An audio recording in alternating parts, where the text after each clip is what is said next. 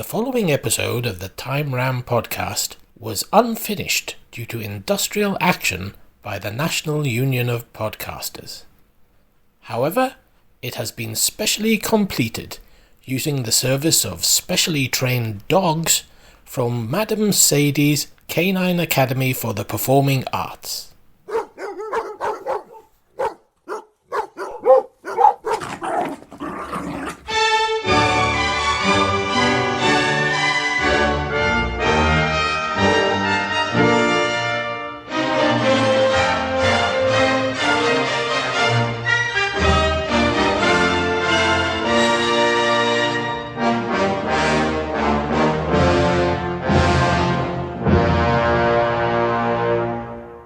October 1980. I'm 8 years old and I'm opening a copy of Doctor Who Monthly.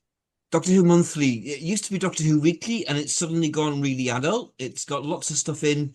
There was something in the previous one, in Gallifrey Guardian as they're now calling it, saying Shada has been halted, filming's halted. I don't think I even paid any attention. But in this issue, there's this thing saying Shada, the final retreat. And there's photos, and it's telling about this Doctor Who story that has been stopped. Why has it been stopped? Now, in the text, it says things about studio strikes and stuff. That's beyond this 8-year-old. Shada's been stopped. What is wrong with Shada? That was my first feeling about it. And I'm going to bring my co-hosts in straight away at this point and go, what was your first feeling? What was your first Shada knowledge and experience, emotion? I remember seeing that thing that you mentioned in Doctor Who Monthly, seeing Shada, the final retreat. And I remember thinking in my kind of naivety that the story was actually called Shada, the final retreat. Oh, I thought that as well. Yeah. Yeah. Which Yeah. It was actually all kind of and everything. Yeah. Yeah, it seemed like a kind of good title for a story, actually, but... And I thought it must be somehow historical, because there were a few very grainy black and white photos. There's the Doctor on a punt with Romana, and she's all dressed in this kind of old-looking dress, older, to an 8-year-old's mind. Yeah. 1920s, 1910s, I don't know what. Old. And he's on the punt, and he hasn't got the scarf on and stuff, so history. And then there's this arrogant-looking young guy in a sort of jacket. It looks 70s. I couldn't understand that. And there's a sphere. There's this ball on an old man's head. What the hell? So it was fascinating, but I absolutely had this emotional sense of what was wrong with Shada. Why was it stopped? Why didn't it happen? I was 8 years old. So I'm going to jump ahead now to the late 80s. I couldn't tell you the year, but it's between 86 and 89. I'm at the Who Appreciation North Tyneside Society, and I see a construction of Shada. The first one done. I learned later done by Ian Levine. And this is all the existing stuff and text in between, like on a Spectrum, like a Sinclair Spectrum text. And that was amazing. And then incredibly hard to watch and incredibly boring. Episodes 1 and 2, wow, we're watching Shada with some bits in between. The rest of it, there's bits of Shada here. Yeah, and I'm trying to concentrate on this fuzzy text, and it's hard to read because it's like a couple of generations down. So, but it was magic. But also, I didn't really come away from that understanding what the story of Shada was. Yeah. And then we jump ahead to the 90s. And we get the official release from the BBC. With Tom narrating, and Romana was appalled. It's that one, and there's a Krark costume, an actual Krark costume in the background. And it's Tom. And is it the first time we've really seen Tom being somewhat in character? For a long time. Yeah, possibly, yeah. So that was great. But it's got Kev McCulloch. And the only way to fill it in is Tom narrating, and that's fine, but it's lacking. Then years after that, I get to see the Ian Levine animation again, Ian Levine animation where he got all the cast bar Tom together and got them to record it and animated it to it in and that was amazing. That finally I kind of go, okay, now I've seen Shada, now I understand the story, now I get it. And then we get the BBC's version of that, which has got Tom in it, old Yeah, Tom, yeah. and it's not faithful to what would have been seen on screen, but I really, really like Shada. I've Ah, always liked the story, and I've liked it even more since I've seen it. It's unique. It's the only unfinished story we have. There's loads that never got to production. There's loads and loads and loads of stories, but Shada got halfway there and never got finished. It's Douglas Adams in the season that he wrote City of Death. And now it all happened between 1966 and 1969 with Patrick Troughton as Doctor Who.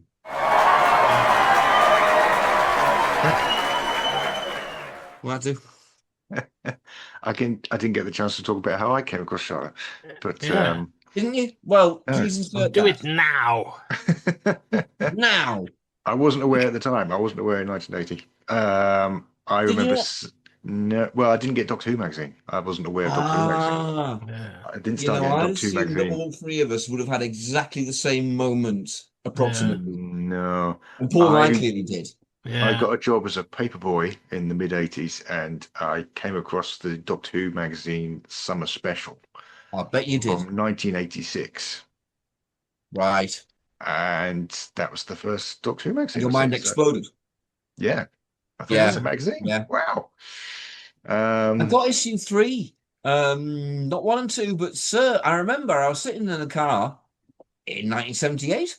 And Sir went to the newsagent and took forever, as he always seemed to me, who was a child, and came back with this thing and put it in my hands, and it was issue three. And went, look, there's a Doctor Who Weekly, and my mind exploded, completely yeah, exploded.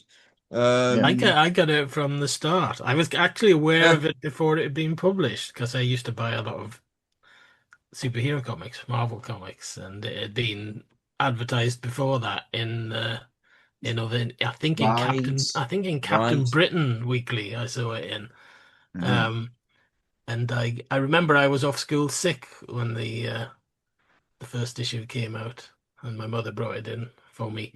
Um, I don't know why we're talking about Doctor Who Weekly. That's got Well, nothing to that's do what with I'm, To Charter. come well, back to because that's where Shada, I assumed Yes. yeah, that to come we back to all got the Shada, same memory from, but Baz didn't. So, Yeah. no, so what was your Shada then? Yeah, Baz. 1983, the Five Doctors, and you got that Yeah. in clips of Right, of Tom and course. Lala on the Wow. plane. And, So did you have any comprehension of how that had happened then? no, Did you thought it was, part of the Five Doctors film, part of it, and not that far from you as well? yeah, indeed, yeah, That screening at Uh, Want must have been the late 80s. Late 80s, The yeah. late 80s because I remember seeing it at Want and I was only there for like the tail end of Oh, Want. great. We can narrow it down because I really couldn't remember Yeah. when the want it was. Oh, right. So late. Great. And Great. I remember seeing it just they just had like a tiny little TV and you Oh, couldn't yeah. read the Yeah. And you couldn't read it. You couldn't. no. Yeah, absolutely. And it was like Spectrum, as far as I remember. You know what? I can probably access the original. Um, And then but Neil turned up a copy from one of his mhm. sources. But it was I mean it's kind of unwatchable really. Yeah. Just because there's so much of it missing and And the as far as I captions. remember, it wasn't massively well edited. It was almost like watching studio footage Yeah. cut And had no together. effects on it, yeah. No Yeah, effects on no, it. absolutely not. No effects, no sound effects. Which I think at that time was quite a shock. I'm not sure if I'd seen any other studio stuff by that point, but it was also fascinating because Yeah. that's what it's like before anything else is added. It was really instructive to me. Actually, I just Um, remembered when I was watching it this time that that original version, that version of it. done by Ian Levine, because it hasn't got a proper sound mix on it and all that. Yeah, There's a bit where Tom's talking to K9 and K9's voice isn't on it, and he's just on the he's location replying to stuff. K9, Yeah, and he on kind the of goes, film, "Don't you always?" And it kind on the film of, stuff. Yeah, yeah, that would have been dubbed later. yeah, And yeah. I think did John Leeson do? I think John Leeson did K9's other lines for all right, Ian Levine's version, but he absolutely refused to do anything that David Brierley had actually recorded, which seems yeah, fair. yeah, That seems respectful. Um, but is also irritating because you haven't got a consistent K9. yeah, And we all want a consistent K9. yeah. It is Brierley in the latest one, isn't it? Is it? What is Brierley it? in the Or latest did he one, die? Brierley was dead. Yeah. All right. Yeah, it's Brierley where I think Where it is him. sometimes. In the latest one, the BBC one, when Chronotis is revealed to be Sally Avon, Yeah, Skagger opens the cell and goes where because it's empty and goes where is yeah, he? And then Chronotis I think says, "Oh, I escaped centuries ago." He yeah, doesn't do that in that because Dennis Carey wasn't around. Um, yeah, Apparently, on the last day of the rehearsals, because they had to report to work, they'd been paid, so they had yeah, to go and rehearse the other two studio blocks. yeah, Apparently, on the last day of it, they all kind of threw their hands up and went, "Well, fuck it," and they just performed Shada the entire yeah, thing. If someone had recorded that, yeah, we'd at least have the voice of everyone, including Dennis Carey, yeah, and Tom, not old age, bless him. yeah, 'Cause it does show, doesn't it? yeah, yeah, Alas. yeah. Um, But I do like that recent version of it. oh, I do. Even I though, do. like you say, it takes liberties. But I like what they did.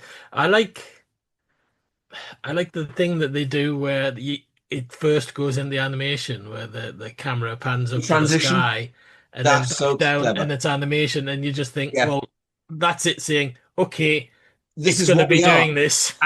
You Absolutely. know? That was I remember noticing at that time, I thought that was brilliant. That was really, Yeah, really clever. Yeah. Um, yeah, for exactly that reason, it just tells you, right, here's what we are. Get on with it. yeah, And I found because you've got the original actors doing the voices, so you yeah. cut from Daniel Hill, and I mean Daniel Hill doesn't sound that much different. He sounds a bit No, older, but um, that really helped, and they've got them all back that were alive. Um, yeah, it does if you know the original, it does suffer from having a lot of Sally Avon stuff cut yeah, lines. Well, not a lot, but important stuff. Important stuff. yeah, Because there's no Dennis Carey. But yeah, it's a bloody good yeah. attempt. And I isn't think it they, remarkable that it exists? Sorry, kind of. yeah, I was just gonna say, I think they did the right thing in doing it as a feature and not breaking it up into episodes. It's Because I only think, episodes on the season 17 Blu-ray though. all right, And it's really good. It's my preferred version. It's, yeah, I've never watched it on there because just Oh had yeah, the yeah, other yeah, ones. yeah, So I yeah. just, It's on there as a six-part Doctor Who story, and the episodes are the right approximate length. It's yeah, There may be more stuff in there actually. because the other one, the '90s one, never worked. It was pointless that being episodic because some of the episodes are only 10 minutes long and it's all Of Tom narration. talking in front of the Yeah, crowd. I know why. It was. Yeah. It uh, doesn't tell the story.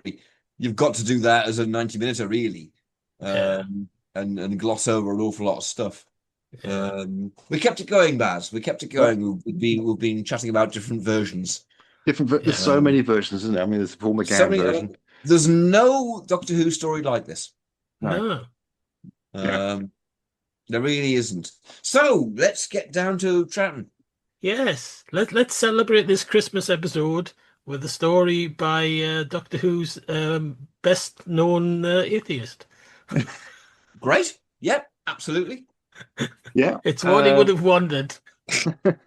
and starring Shaka Troughton. Um, Yes. Yeah. Well, if you wanted to play a quick Christmas game beforehand, I did have an idea. Oh, Yeah. Oh, go I on. say quick. So we go around the three of we've us. just done a good 5 minutes while you went Yeah. Doctor Who. Yeah, Well, fair. We go around the three of us and we say a name of Doctor Who story and we say it in order. Yeah. And anyone who can't remember it or takes too long drops out, and then it'll be between two people. Just start with start at the start, and everyone has to say each story in order as it comes in. Oh shit. You should be writing video games. I've been rubbish at this because I haven't practiced, but yeah, we can go around and see how far we get. So the first person, presumably to be kind, will start with An Unearthly Child. Yeah. Right. Okay. Which order are we doing it in? Well, Roop said An Unearthly Child, so Okay. I see Roop at the bottom, then you, Baz, then me. I don't know what you see in a T. I see yeah. me in a little silhouette of a man, Scaramouche, really do the fandango. Okay. Oh, do you want to step in? Jump in. The Right. Daleks. The Edge of Destruction. Which is called the Daleks, and definitely fucking not the mutants. Marco Polo.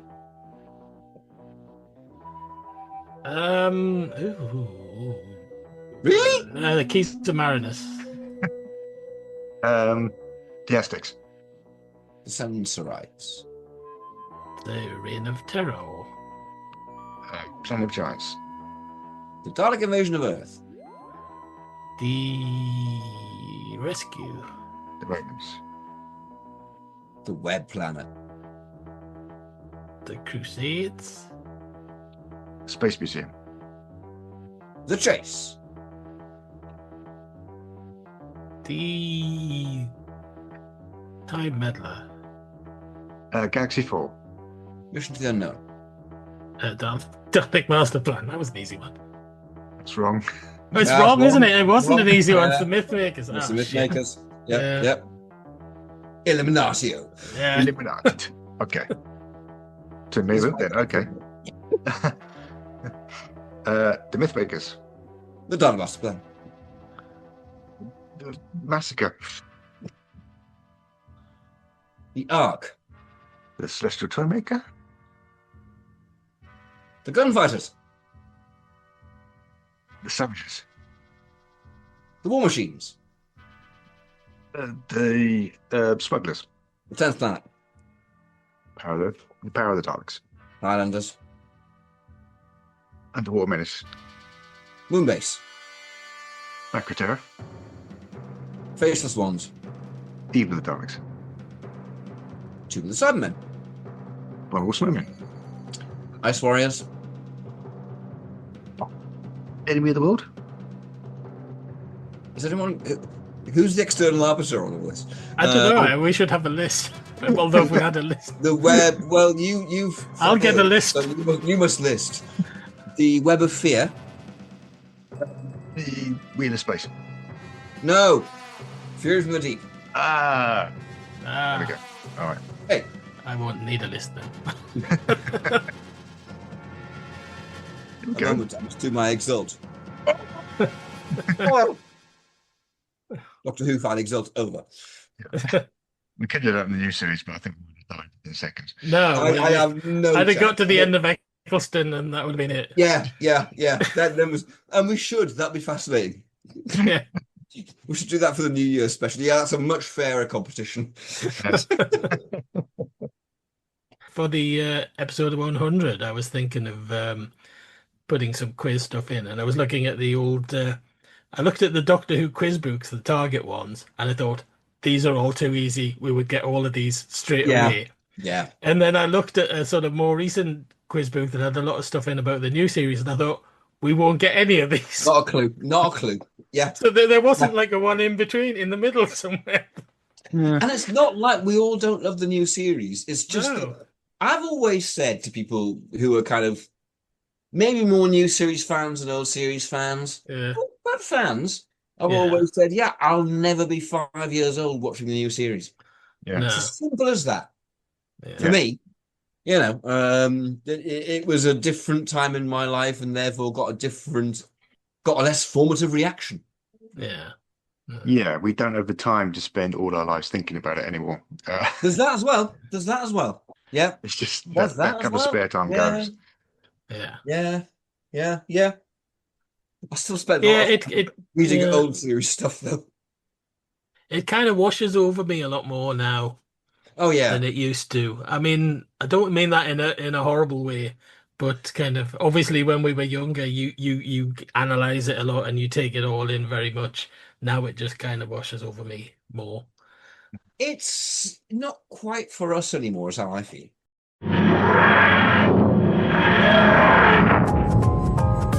It's Christmas. It's Christmas. It's Christmas.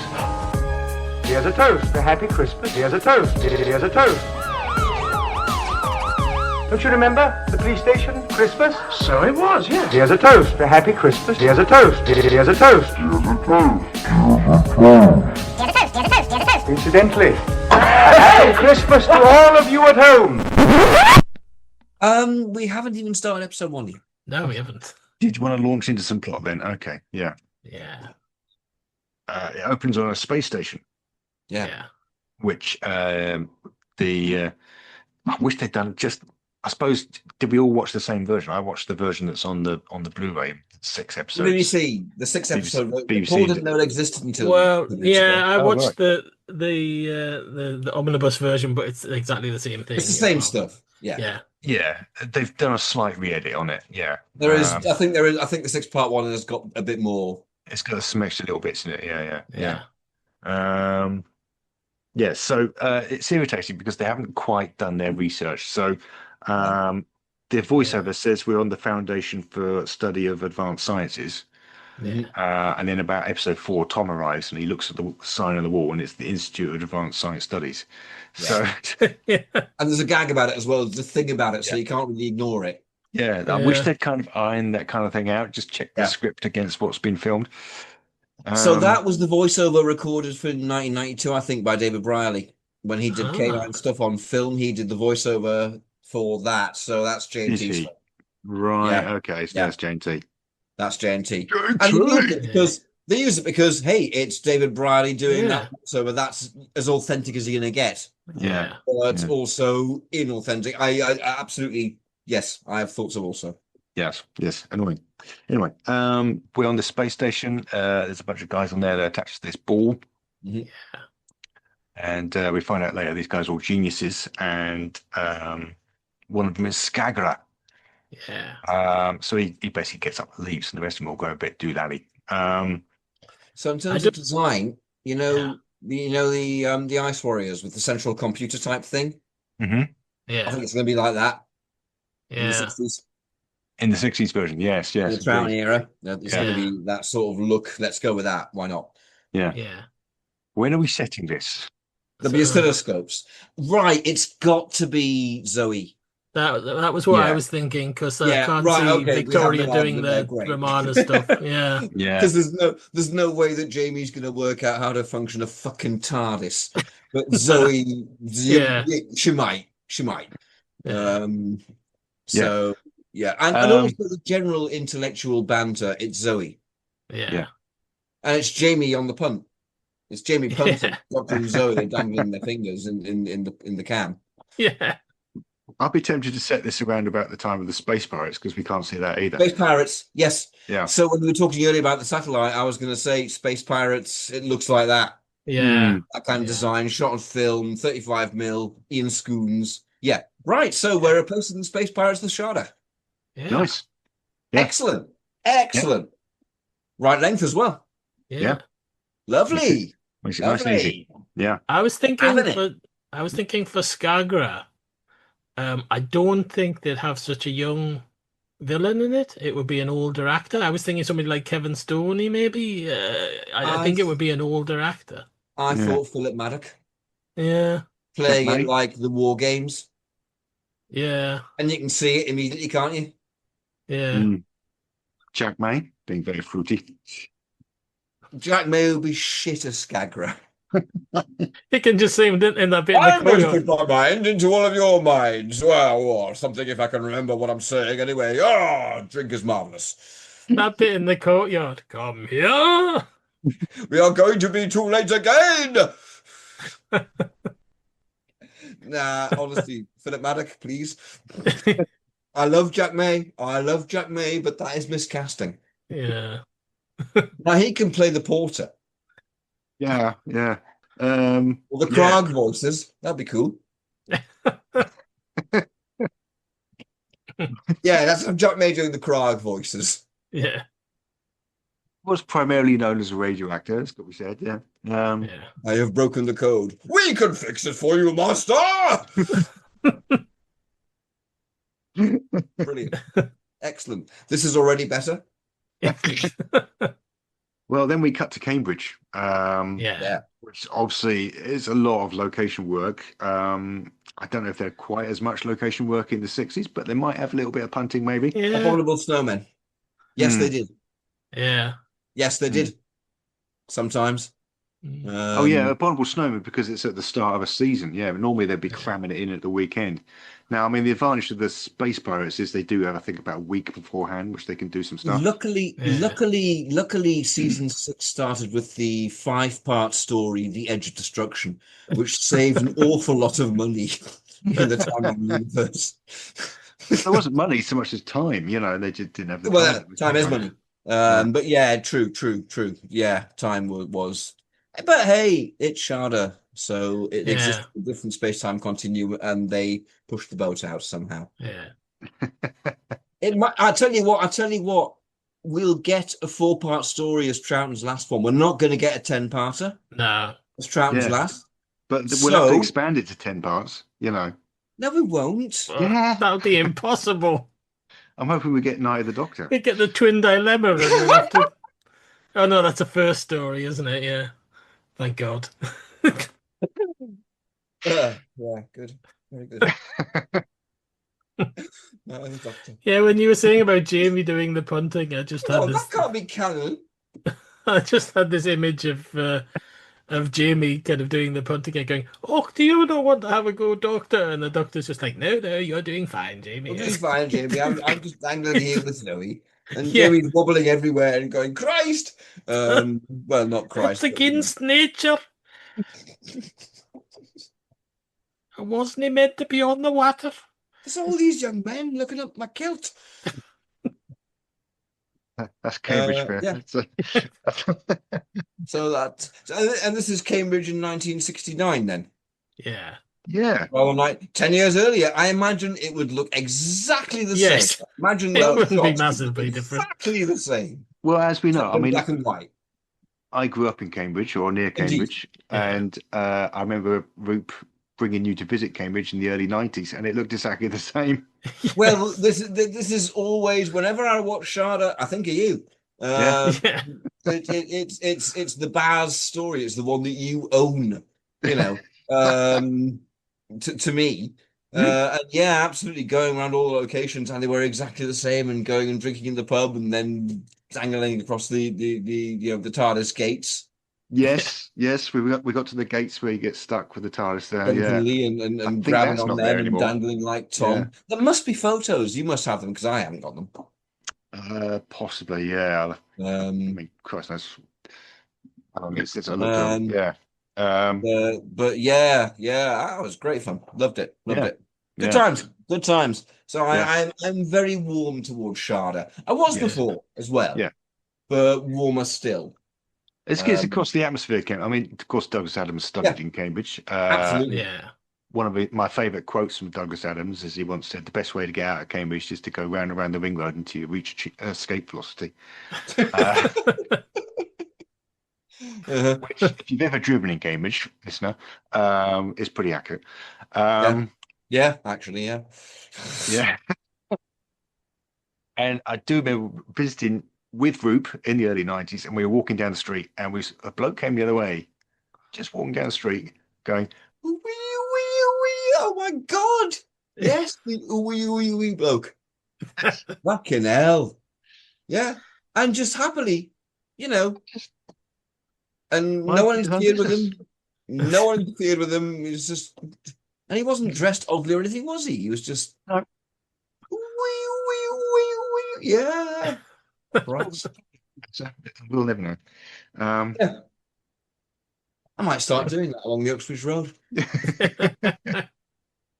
Then again, I might not. So as you say, they're punting down the cam, Yep. which we've done, and notable scene really certainly with Tom and Lala's, the dialogue's extraordinary. Yeah. So good. And then they pass up to Skagrams on the bridge, and they hear voices coming from this sphere that he's brought with him. So they go to visit Chronotis, who is an old friend of the Doctor's at St. Sed's College. There's another scene with Chronotis where he gets visited by a graduate student, Chris Parsons, who's come to borrow a book, which will be significant later on. Obviously, we need to cast these people. Yeah. Yes. I did think for Chris, I was kind of thinking of Richard Beckinsale. Oh, nice. Oh, yeah. Nice. Yeah. I can't help but think Dennis Carey for Chronotis. Yeah. Just don't tell me he looked any different in Yes. 1969 to 1979. Do not tell me that. I don't believe you. The best I could come up with is Arnold Ridley. Yeah. It's possibly a bit too doddery. Yeah. There's the guy from The Invasion. What's his name? He plays Professor Watkins in that. With the big hair. He's in Edward Robot as Burnham. well. Edward Burnham. Yeah. Yeah. Much younger than he looked.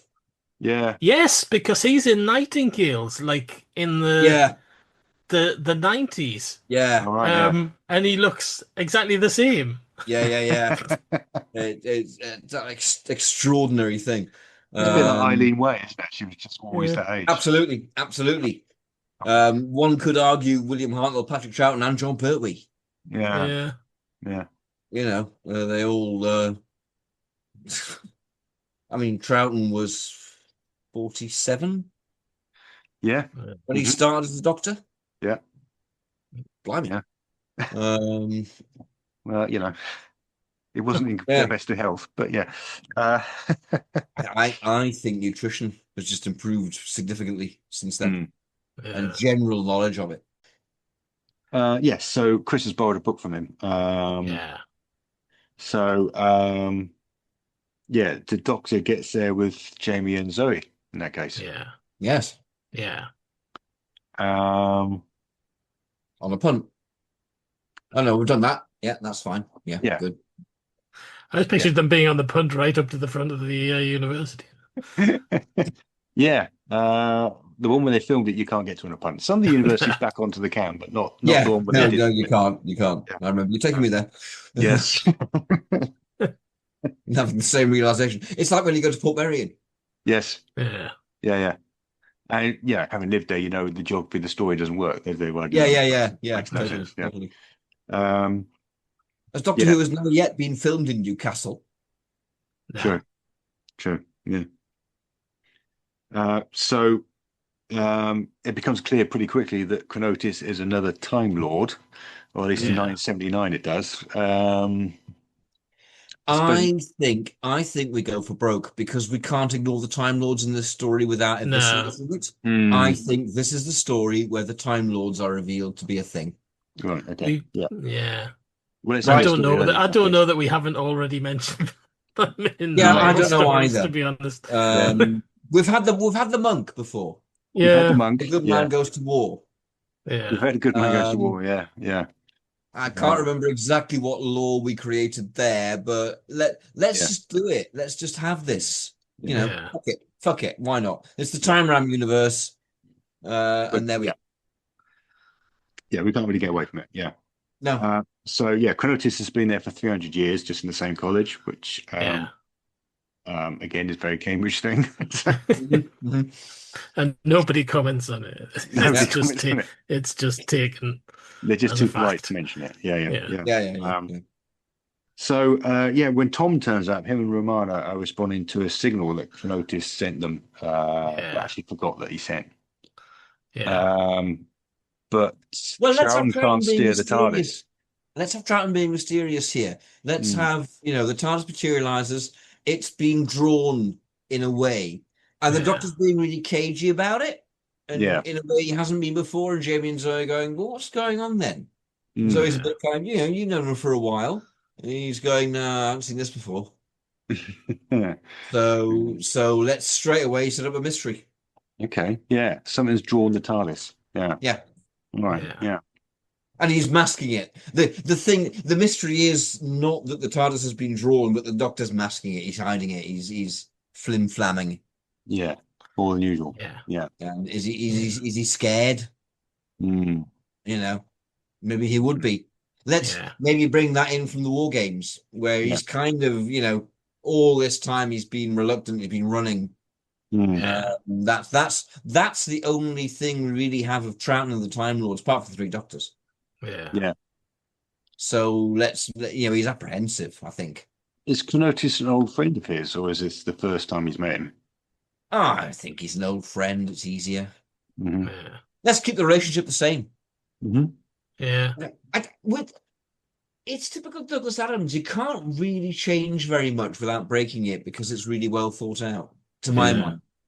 I've always liked Shada. I've always thought Shada's I've always thought Shada would be, City of Death on steroids. Yeah. In a way, if it had been finished. Obviously, changing Paris. Paris is great. Paris is amazing.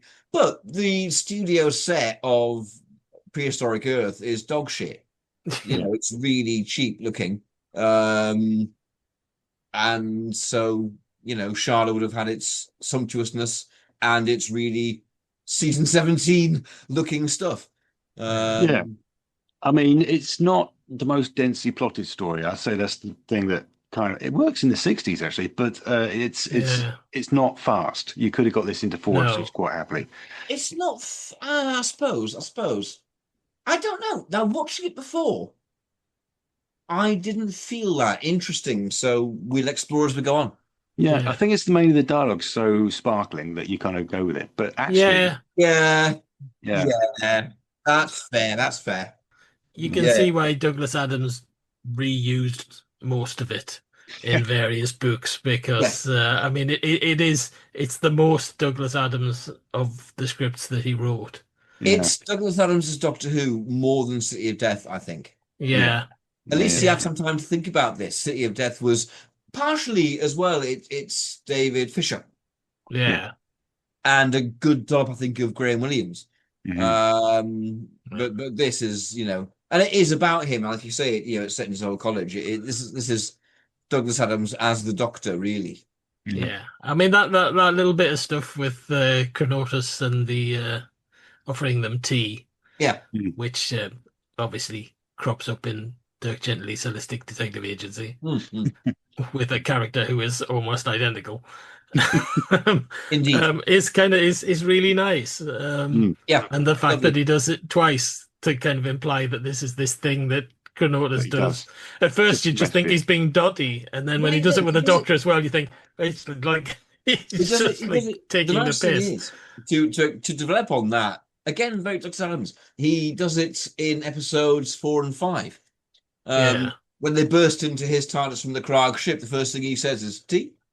It keeps going, and I think when he's finished explaining to Claire about how he now exists again, he says, "Right, forget about it and drink your tea." It's very classic Who, isn't it? Yeah, one of the things I hate about the '90s version of this is that Kevin McCulloch treads all over the sort of delicacy of that scene because he does the kind of 1 lump or 2, sugar thing, and Kevin McCulloch goes bang. It's not something awful. It's not something mysterious. Why are you putting a big mystery thing on it? How can you not understand it so much? Yeah, incredible. I remember before that came out as well, JNT going, "Oh, and Kev McCulloch's going to do some music in the style of Dudley Simpson." Does he fuck? Yeah, it's pure Kev McCulloch. Mark Ayres absolutely does. Yes, I love the score for that one. Marquez has this lovely theme that he keeps using, doesn't he? Which is it's kind of City of Death mixed with Quite classical gas. Yeah. It's lovely. Yeah. It's great. And It's right. It's really nice. It fits, and it is a Marquez score, yes, but his ego as a creator doesn't come across. He's doing he's doing an impression and reveling in it, and doing his best, and that's an honor. Yeah. I think. It's lovely. I love that score. It's really, really good. Okay, where was I? So yes, we follow We're on Chris. scene 3 now. Right? Scene 3. Well, yeah, we follow Chris back to his lab. Yes. Which in the animated version seems to go on forever because they've got extra bits of him riding his bike around. You're like, come on, let's get on with it. And they would have done as well. Yeah. Yeah. Bennett Roberts would have cut straight to, and now he comes in through the studio doors and we're off. Would have been straight in the lab. Yeah. So he's got this book which he's starting to realize is pretty odd. And blows up his X-ray machine. Yeah. While this is going on, we learn from a chronotis that he called the doctor because he needed him to return a book to Gallifrey for him.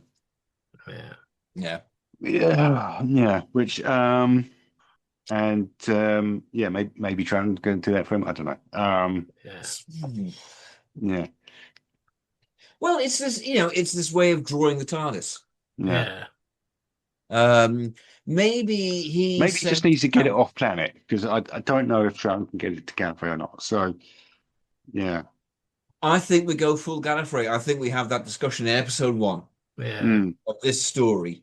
It could be Troughton's last story. No, it can't be, can it? No. Let's just do it. Let's just embrace it. Yeah, we don't know what we're going to get before this, Yeah. Well, we didn't even know we were going to integrate Shada into canon until we started talking. So I just think we have to go a bit balls out on it. Yeah. So this is the first time that we've met the monk. Yeah. We can refer to that. It does seem like all Time Lords are eccentric middle-aged to late middle-aged men, white men. They kind of were. With TARDIS, they kind of were. A long time, very much, in the 60s. We don't see a female Time Lord until Invasion of Time, Oh,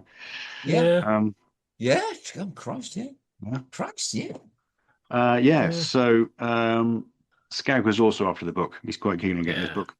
And he's kind of moving around quite a lot. We see him go back to his invisible spaceship. Who's playing Skagra? Well, you said Philip Maddox. Philip Maddox. That's right. So I did. I had a random thought at that moment. We could delve into the story of Doctor Who and make it William Hartnell playing him, but probably better not.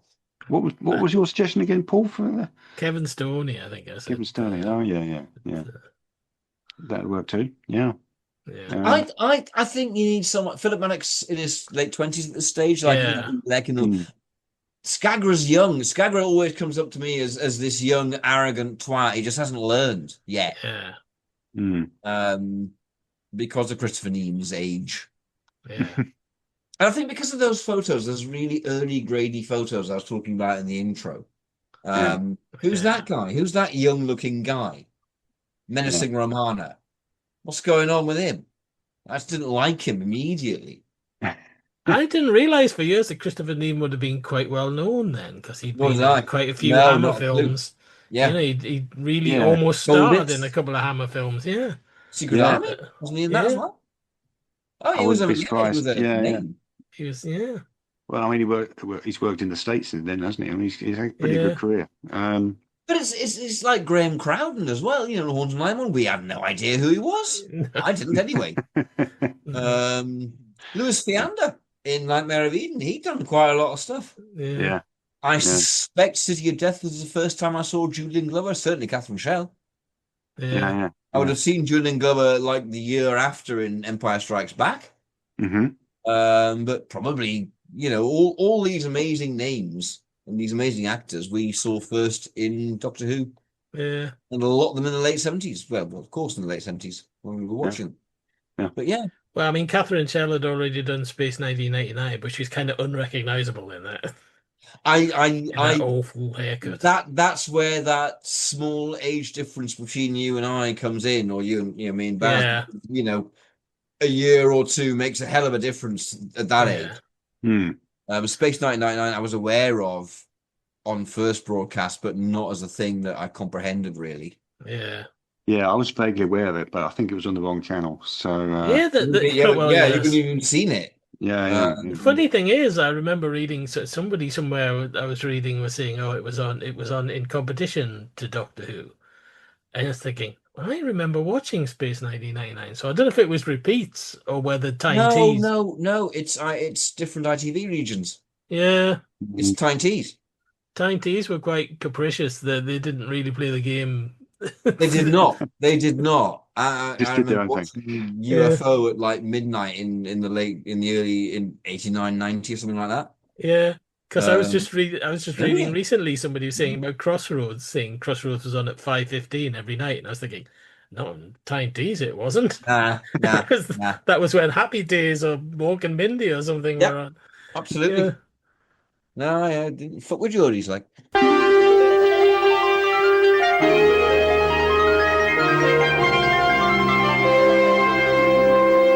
It's Christmas night with Time Tees Television, and it's news time at ITN in London. That was another diversion. Excellent. Yes. Well, we're kind of into episode 2 now. Are we? Yeah. Yay! Hey, there's not a huge amount of plot to it. No, it is. I suppose you're right. Yeah, I do. Yeah, what you said earlier about the dialogue being so sparkling, and also the performances as well, which totally resonate with the dialogue. Mm-hmm. That's a point to make. I think you're very much looking at a team here. You know, Douglas Adams, Lala Ward, Tom Baker, they're all going out on the piss together. Graham Williams, Tennant Roberts, and all very much working together and feeding each other's ideas and working well. Yeah. Who's directing it in 1969? Who directed the Space Pirates? Oh, that's a one-off guy, isn't it? It's Michael Hart. Yeah. Tony Hart's brother. Is whose brother? Tony Hart's brother. Oh, is it? It really is. Yeah. Now, I've been looking into him recently, as in, who the hell was Michael Hart? No interviews with him about the Space Pirates. He only directed the one story. There's a photo of him. I found a photo when I was searching the BBC archive photo online, a photo archive for Quatermass photos. And on them they have metadata. And there's one of the filming of the stuff at the capsule in Ealing, you know, and the mud and so on. And it says from left to right, Michael Hart, Rudolph Cartier, actors. And I went, Michael Hart? Spelled the same way, Hart. And I looked at it and he looked like Tony Hart.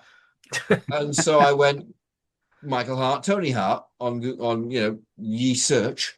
And it went, they were the brothers, and Michael Hart was a BBC director. Here are his credits: Space Pirates. Fucking hell.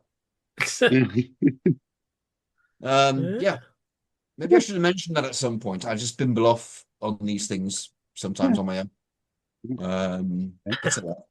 But I'll honestly, if you look at the photo from Quatermass, he looks so much like Tony Hart. It's not a full face photo, but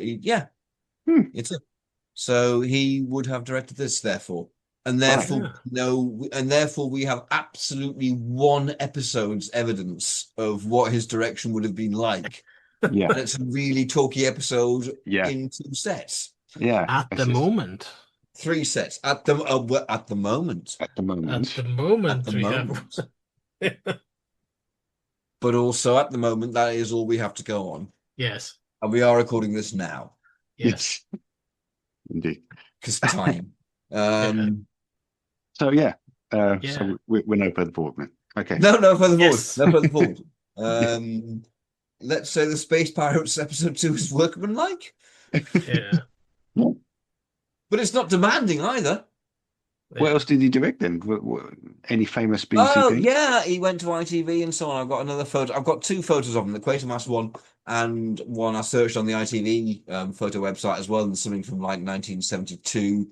where he's got like a beard and long hair and looks a bit hippie-ish, aged hippie-ish. Well, not that aged. Directing some young actress who's going, le flaunt on the floor so I'll just send the photos. Yeah. And that's it. That's it. Yeah. That's all I know about Michael Hart. But All right. he was Tony Hart's brother. Well, I mean, that's more than we knew this morning. Yeah. We could maybe surmise that he spent a lot of his life going, I could have designed that fucking Blue Peter ship. I could have done that. Damn you, Tony! I shall destroy you with my direction. So this could look really, really good. Yeah, he may have had a real artistic sense. You don't know. Now, there's an elephant in the room we haven't addressed yet. Does this Troughton version of Shada get cancelled? Do we, by some miracle, it's the only surviving 60s videotape material we have of Doctor Who? We have all the surviving film material, just like we do for Shada. Yeah. Is it that? I would say if it's in the Space Pirate slot, then they'll have hammered it out weekly, and we've got episode 2, and that's it. Yeah. Yeah, but it could be a strike. Well, the strike was in 1979, so whatever we put there, that's it's fucked. I bet it's the Space Pirates. Oh wow. We're like gods in space ram and time ram. We've sacrificed the Space Pirates for Shada. It'll be heaven sent or something. It'll be something amazing. It'll be something amazing. Yeah.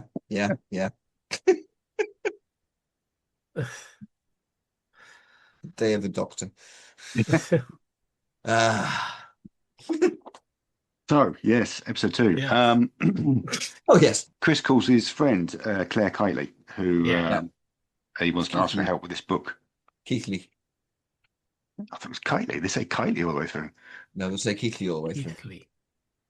Keithley. Keithley. It's not Keithley. Because he calls her something else, doesn't he? Paul just said he so keeps as well. correcting him. Kitely. Keithley. Kitely. I thought it was Keithley. It's Keithley. It is Keithley. Paul, say it again. Keithley. That's what we both hear. That's not what I'm hearing. Wow, what? but it is Keithley. He calls his friend Claire. It's Victoria Burgoyne. No. Oh my God. Yeah. Well, she's not a good actress, but none of us care, do we? Yeah. None of it. She is long.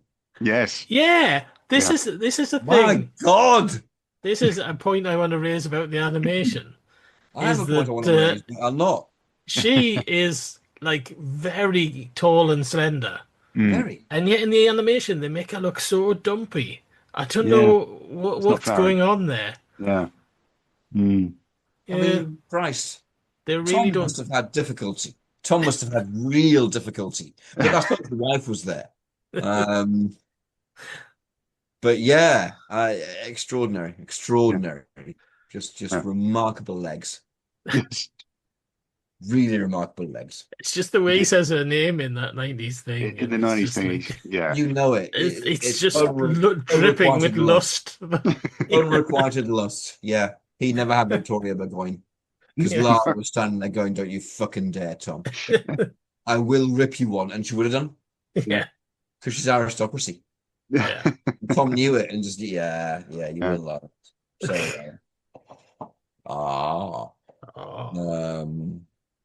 but I bet that night when they were sleeping, he was just going, Burgoyne.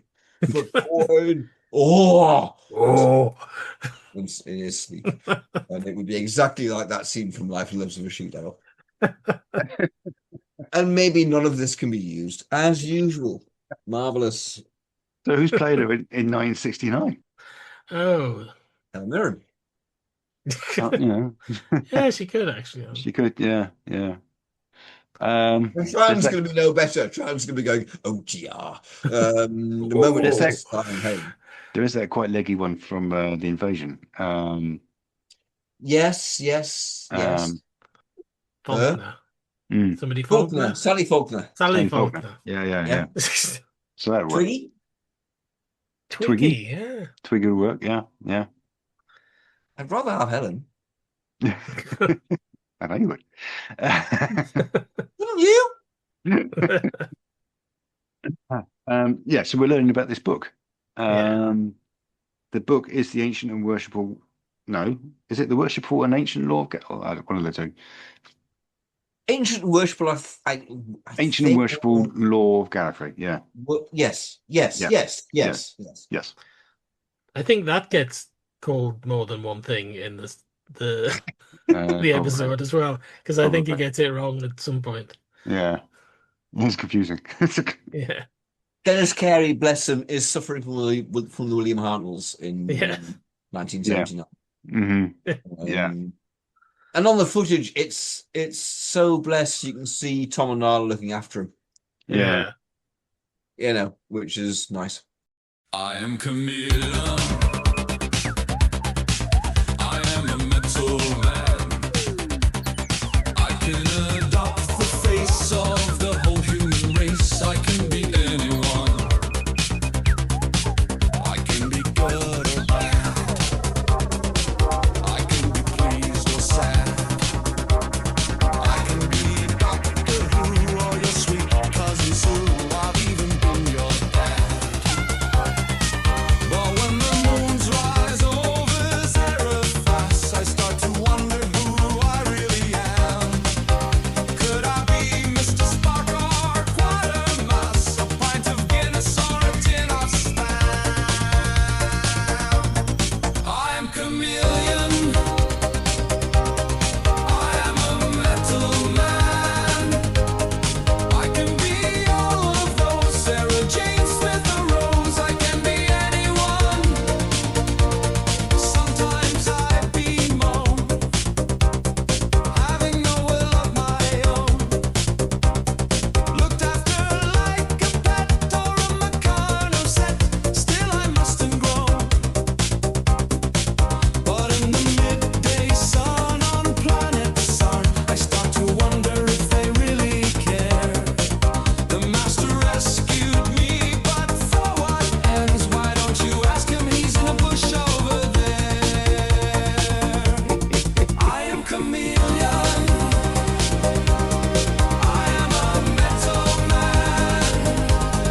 I can adopt the face of the whole human race. I can be anyone. I am Kamelion.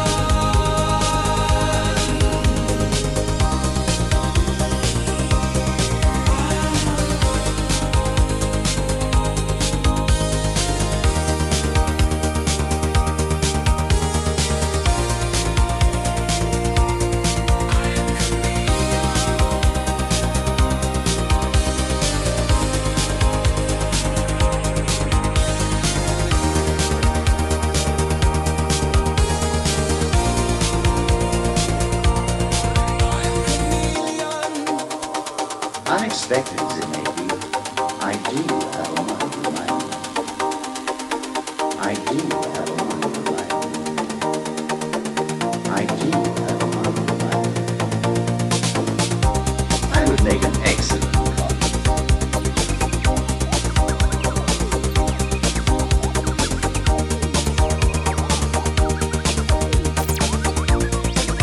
And who knows when it will end?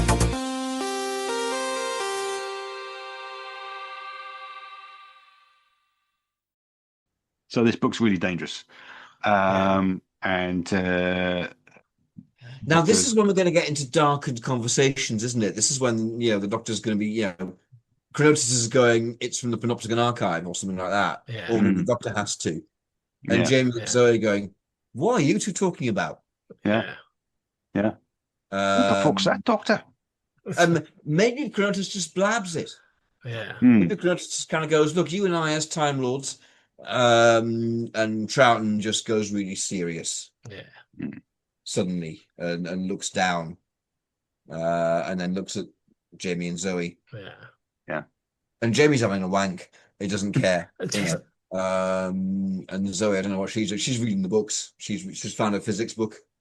Yeah. So it's a beautiful scene. Well, it's great because Zoe can do what Romana's doing. I mean, I don't think Jamie's had a lot to do, really, has he? That's There's why not I'm really a having one. place for him, is there? Because he can't be No. K9. So No, he can't. He can't. We're stuck with Jamie. In the Troughton era, we're stuck with Jamie or Ben. yes, And Polly hasn't quite got the nous that Zoe has that we yeah, need. So yeah. we're locked in with these two. Yeah. Yeah. Well, I mean, Unless, K9 doesn't even turn up to unless, episode 2, you know. I tell you what, you know what? We could start the whole thing with a scene in the TARDIS with Hmm. Troughton going, I don't know why Jamie wanted to go and learn graphology. Graphology. He might get a bit Not more even to do right in the than K9 first said. place. yes. He's a Have you met? Highlander. Have you met this robot dog I've just built? For reasons, oh dear. Yes.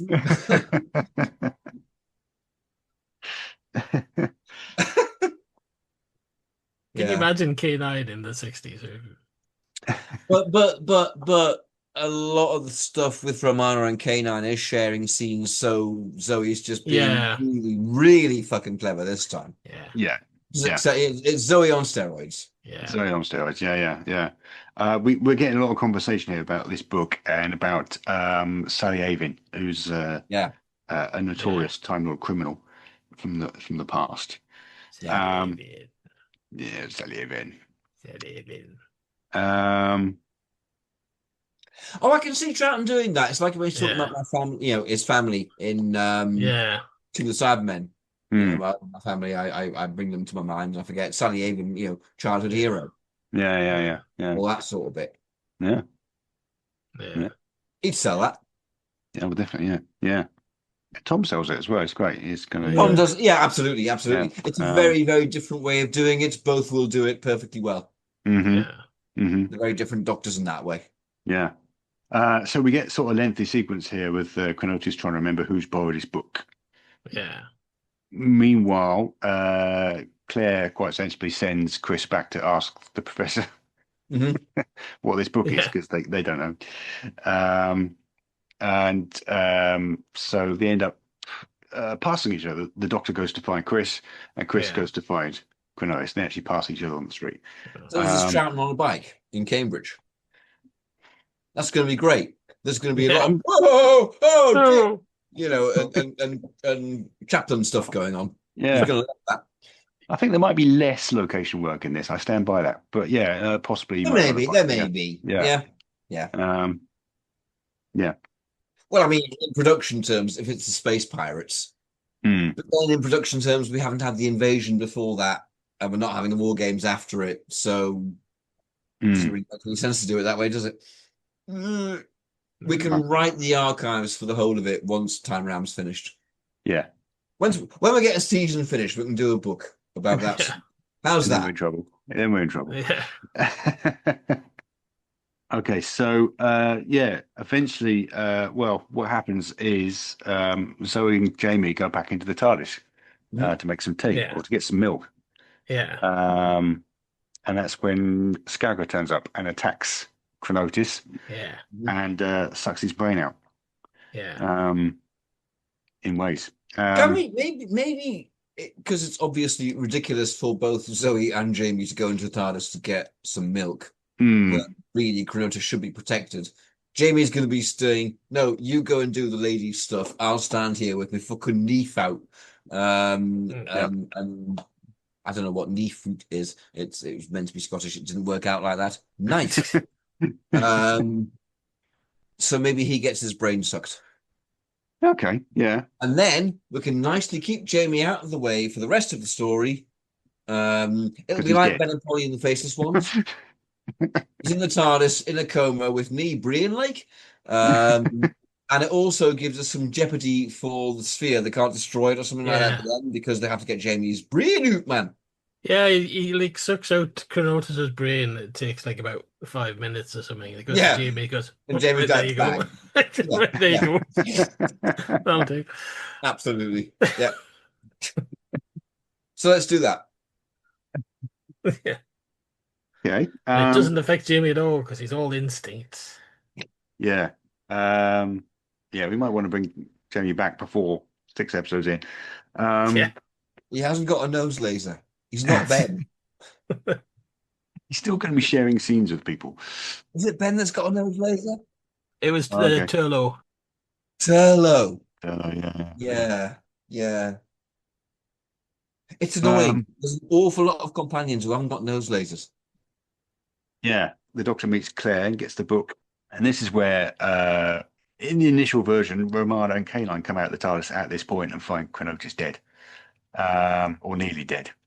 So this is just Zoe. And Jamie's on the deck as well, having been brain sucked. Jamie had been in the TARDIS already. Maybe Jamie went in earlier. I thought we were doing what was said earlier. That, like, Jamie gets his brain sucked out in 2 seconds flat because he's defending Chronotis. And Chronotis takes a good 5 minutes. While Zoe's getting the milk. It's just, yeah, I don't know.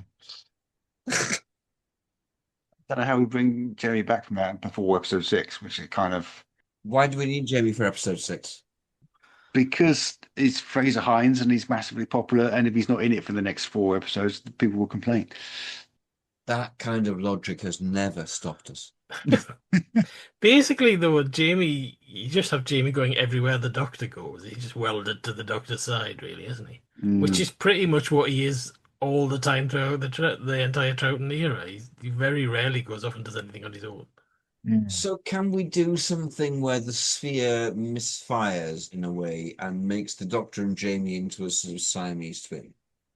Okay. I'm listening. Well, don't, because I haven't got any more than that.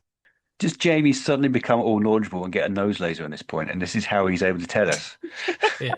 that Chronotis has had his brain sucked out. For the win. Jamie and his magic. Oh, here's a thought. He sucks out Chronotis' brain, and then he's kind of doing Jamie's, and then is interrupted or something, and somehow Jamie gets Chronotis' intelligence. Something like that, yeah. But then, but what? And Jamie is super intelligent for the rest of the story. Quite fun. Super intelligent Jamie. Fine, I'll go with it. Right. Wow. With nose laser? No, I don't think we need nose laser. We don't need nose laser. With nose knife? Nose knife? Knife laser. laser. I'm trying to visualize that. Okay. It just comes out of his nostrils. And it goes, right. Like we darts, you can just fire them at Skagra. Okay. Yeah. How about you, Sassenach? It's my extremely weird nasal weapon. I think the best thing would be for us to just move on. I concur. Because we're still in episode 2? Episode 2. Yeah. We are. We do need to crack on. Yeah. Yeah. Yeah, well, this is the scene where Chris comes back and he's massively baffled, Yes. and they're trying to explain to him. Meanwhile, they're putting a collar on Chronotis. Yeah. Who is doing this? Is Zoe. Jamie there or not? It's Zoe. I know Zoe's there. Yeah. Jamie's a bit of a Schrodinger's Jamie to me at the moment. Well, I mean, is he is he dead? I would His say brain sucked Jamie's out. massively clever, and he's gone to get this collar. Right, we're going for Yeah. Chronotis Jamie. Yeah. Right. He's half Time Pretty- Lord. Well, Maybe. in that case, thinking ahead, presumably we can put Jamie in where Chronotis comes back to life in episode 3 and 4, Yeah. and he's talking to Claire and hypnotizing her, Why not bring fixing the Chronotis TARDIS. in at that point? Hey, Why not bring Chronotis back in at that point? The way he because does we've in got an episode extra Jamie now. We've got Super Jamie who has to do something, otherwise he's not justified in being super. So maybe Chronotis dies. And then Jamie's the one standing there. Yeah, I mean, at some point he'd Hey, give his I brain escaped back years to ago. Chronotis, I would have thought. Well, he can. Oh, I don't know. I'm very confused. So am I. I think we all are. So was the TARDIS. For a while. Or Jamie's just hanging about all the time. Well, I mean, I had him kind of in K9's position, Yeah, taking up that dialogue. yeah. Your fetishes we do not need to know about. I'm just saying, lads, there's always the Delta Wave augmenter. We don't have to do this. Can just be Zoe doing all of K9 stuff, which makes more sense than Oh, he's doing Romana stuff. Yeah, but he just and Romana's stuff. She's doing He's- Romana and K9. he's She's just doing there with clever Zoe all the dialogue. time, handing her stuff, and We do all right. We do have a problem because making cups of tea. you know what to come up. There's a lot of K9 holding off Krag. I mean, a lot Yeah. of K9 holding off Krags with his Yeah, nose. Well, he can do that stuff now, then, can't he? But when we get there, we can, be We haven't got K9. knifing them, or he finds a laser somewhere, Knife a piece of coal. or he finds a laser on the ship or something. There's I ways suppose. around it. I suppose find a He can do laser. the physical stuff, so we need him in K9's role for that. Yeah. At which point, So Zoe's elsewhere, Until then, he's just kind of hanging around with Zoe. Yeah. So all right. Let's say he doesn't get zapped by the sphere in Yeah. any way at all. He doesn't get turned into Super Jamie. Yeah. Okay. Although I love the concept. I get that. Yeah, Yeah. all right. He just gets left alone by Skagra after he's nicked Cronotus' brain because he's that insignificant. And maybe there's a Krag there. Yeah. So Jamie has a fight with the Krag. Yeah. I don't know how Skagra got the Krag into Cambridge. You don't need that. Jamie goes into the TARDIS with Zoe. They're both at the TARDIS. They're not there when the Cronotus gets Yeah. sucked. I think that's the easiest solution. We just have them both at the tides for reasons. Just To find go out and the get excuse to milk. get both from them. Go and Yeah. get milk. It It's takes a two of pretty- them. We've It's just a pretty done all weak that excuse in the diversion visual version, isn't in it? trying to find out about them going to get milk. Wow. Yeah. Wow. It's pretty He weak goes in off the to get visual milk, version. and he goes running after her, going, "I don't want any of that semi-skilled. I want proper milk." That's it. I want full fat milk on my porridge. Moving on. Let's move on. All right. Let's get out of this room.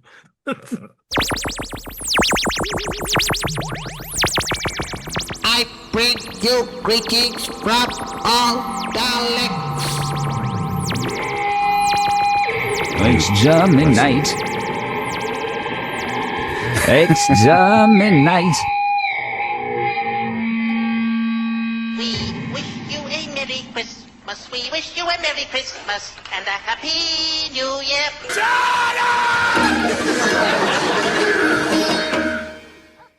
Okay. I had a brainwave there, which is let's just have Jamie go off with the doctor at this point, and then he goes to meet Claire because he's, Yeah. he wants to meet Sally Faulkner. So, Cronotus, he's a clever man. He's able to think with his autonomic brain, Yeah. and he has just enough brain function to beat his heart in time in Gallifrey and Morse. Yeah. In Morse, maybe. In Morse, yeah. Because they don't know that. Oh, yeah. That's a good point, actually. Yeah. Yeah. So he's able to tap out Beware Sphere, Beware Skagra, Beware Shada. Yeah. And then he dies. He Mhm. dies. So yeah, the Doctor and Jamie are coming back from Cambridge. They have a confrontation with Skagra, Yeah. who gets the book, basically. They drop the book and run away, and he gets it. And this is where we get the end of episode 2, because in the original version, the Globe pursues them into this back alley. Yeah. And they're Yeah. trapped there. I can quite imagine seeing this. I'd like to see this on film, looking pretty similar. Mhm. Vaguely reminiscent of I think the way Trant will be doing it is flapping about like the invasion. Yeah. Making as much of it as possible. The trouble is the resolution's a problem, isn't it? Yes, then Zoe has to fly the TARDIS to rescue them. Yeah. Yeah, the TARDIS, one, flown by someone who doesn't know how to fly the TARDIS, and two, pinpoints directly on where it has to be. Which, how does she know he's there anyway? Maybe we just don't do that. Maybe they'd find a way to get away. Jamie throws a blanket over it and they're off. Yeah. Yeah. Absolutely, I'll be that way. Yeah. Maybe have Jamie behind the Doctor. Yeah. For some reason, delay him so he's later. and he gets there and shouts Craig Anturin, you know, poison knife at it. Maybe that Yeah. does something to it. You know, that's not nice, is it? No, I wouldn't want you to do that to me. No. Absolutely. So imagine you're a sphere. Yeah. You wouldn't want it either. Even worse. Yeah. Absolutely. Yeah. There we go. Good. Yeah. Excellent. All right.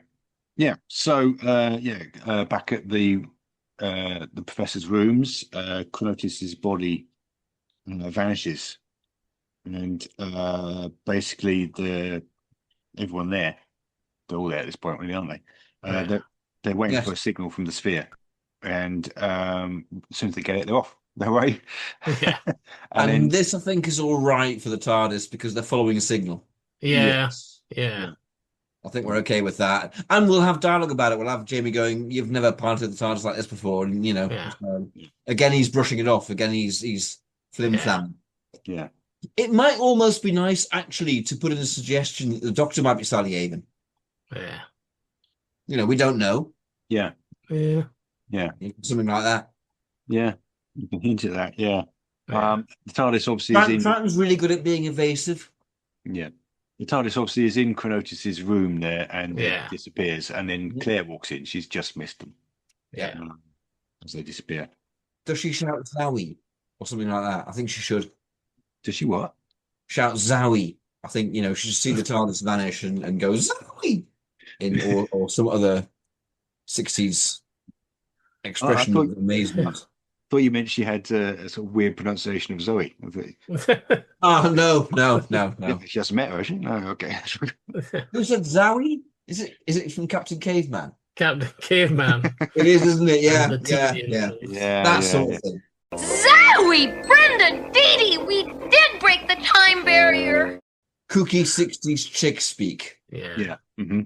I watched some episodes of Ronan Martin's Laughing that are on I like that. Amazon Prime. But I liked it. I enjoyed it. But some of the stuff, you know, they say things and you think, this is like another fucking language. I don't speak 60s. Yeah. It was a different time. Yeah. Yes. Well, I think we saw, you know, buzzwords and catchphrases and evolve through our lifetimes. Yeah. I mean, I remember in the 90s, we were all, and I still do, going around going groovy. Groovy was before us. Yeah. Mm-hmm.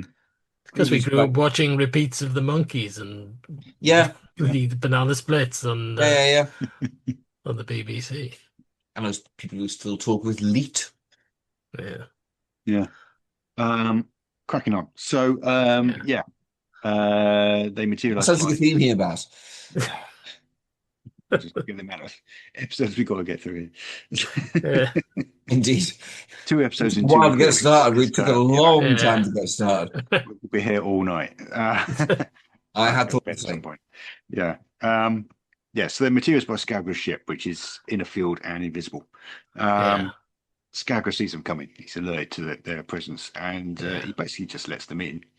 And then little CRT monitor as well, built into his console. Oh yeah, definitely, yeah. It'll be like the control room in Space Pirates. It'll be Jack May's control room. That's what it'll be. Yeah. Oh, I tell you what, Jack May is the voice of the computer. Yes. Yeah. There we are. Dead men do not need oxygen. So Scabra takes the Doctor to the control room because he needs him to translate the book. And eventually gets the sphere to suck his brain out again. That's his thing. It is, isn't it? It is. Yeah. Very much is. It's even in his bag. Yeah. And in the cell, I guess Jamie can hear the Doctor's voice has joined the others. Yeah. This Highland Wiles. Yeah. Yeah. His highly attuned Hibernian hearing. Yeah. Actually, you don't do that scene with Jamie at all. You have it happening in the sound mix there and then. Yeah. You know, you have the sound mix of voices that we've already heard, and then suddenly there's a massive kind of great jumping gobstoppers. Yeah. So it's Zoe and Jamie and Chris in the cell at the time. They don't get a lot to do, to be fair. all the plot is happening with the Doctor at this point. But then, this is awkward because Skagra takes Romana out of the cell and uses her to fly the TARDIS. Yeah. Skagra knows how to fly the TARDIS. Skagra's got Chronotis' brain in the sphere, so Skagra's got Chronotis' brain in the sphere. There we are. He's a Time Lord. He can fly a TARDIS. Yeah, absolutely. Sphere into the TARDIS. Yeah. That makes so much more sense. And we can tie that in later to when the sphere or turning the book activates the time rotor. Yeah. Fine, cool. Yeah. Okay. Yeah. Back in Chronotis' room, Claire accidentally activates a control panel in the wall. In the wall, and the room disappears into time and space. Yes.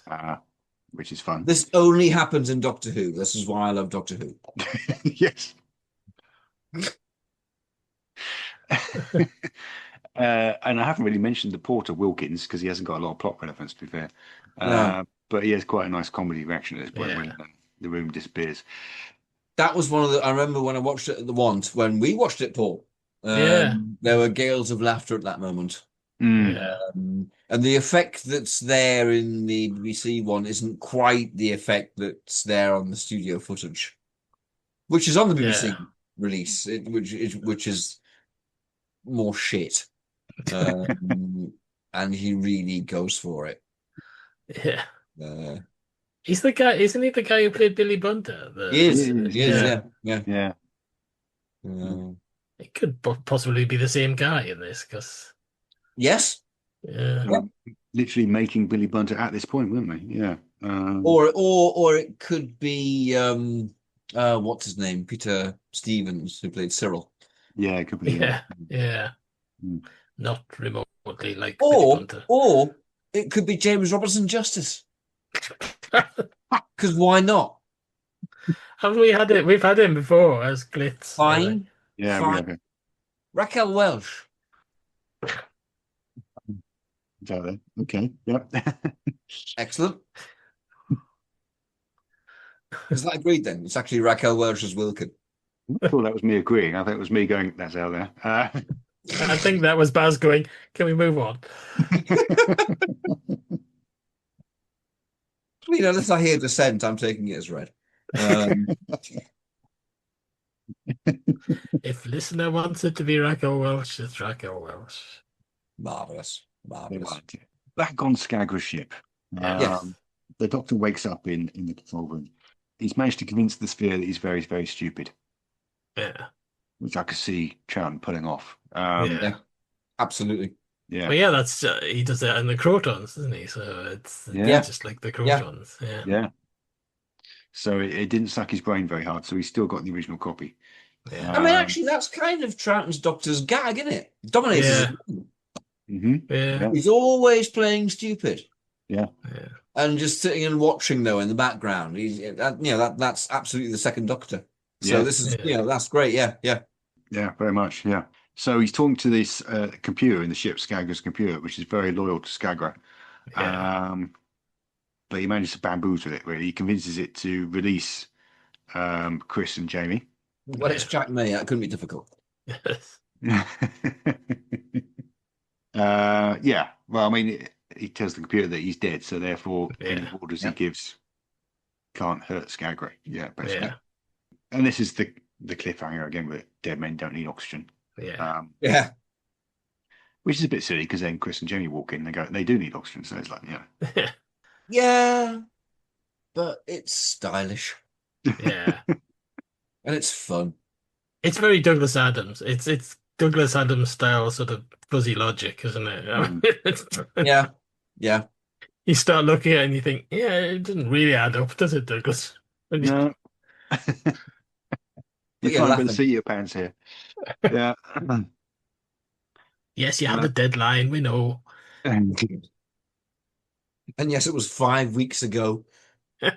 Or 5 months or whatever. And you'll love the sound of them whizzing past. Yeah. And you're in your bath, aren't you? Having sandwiches.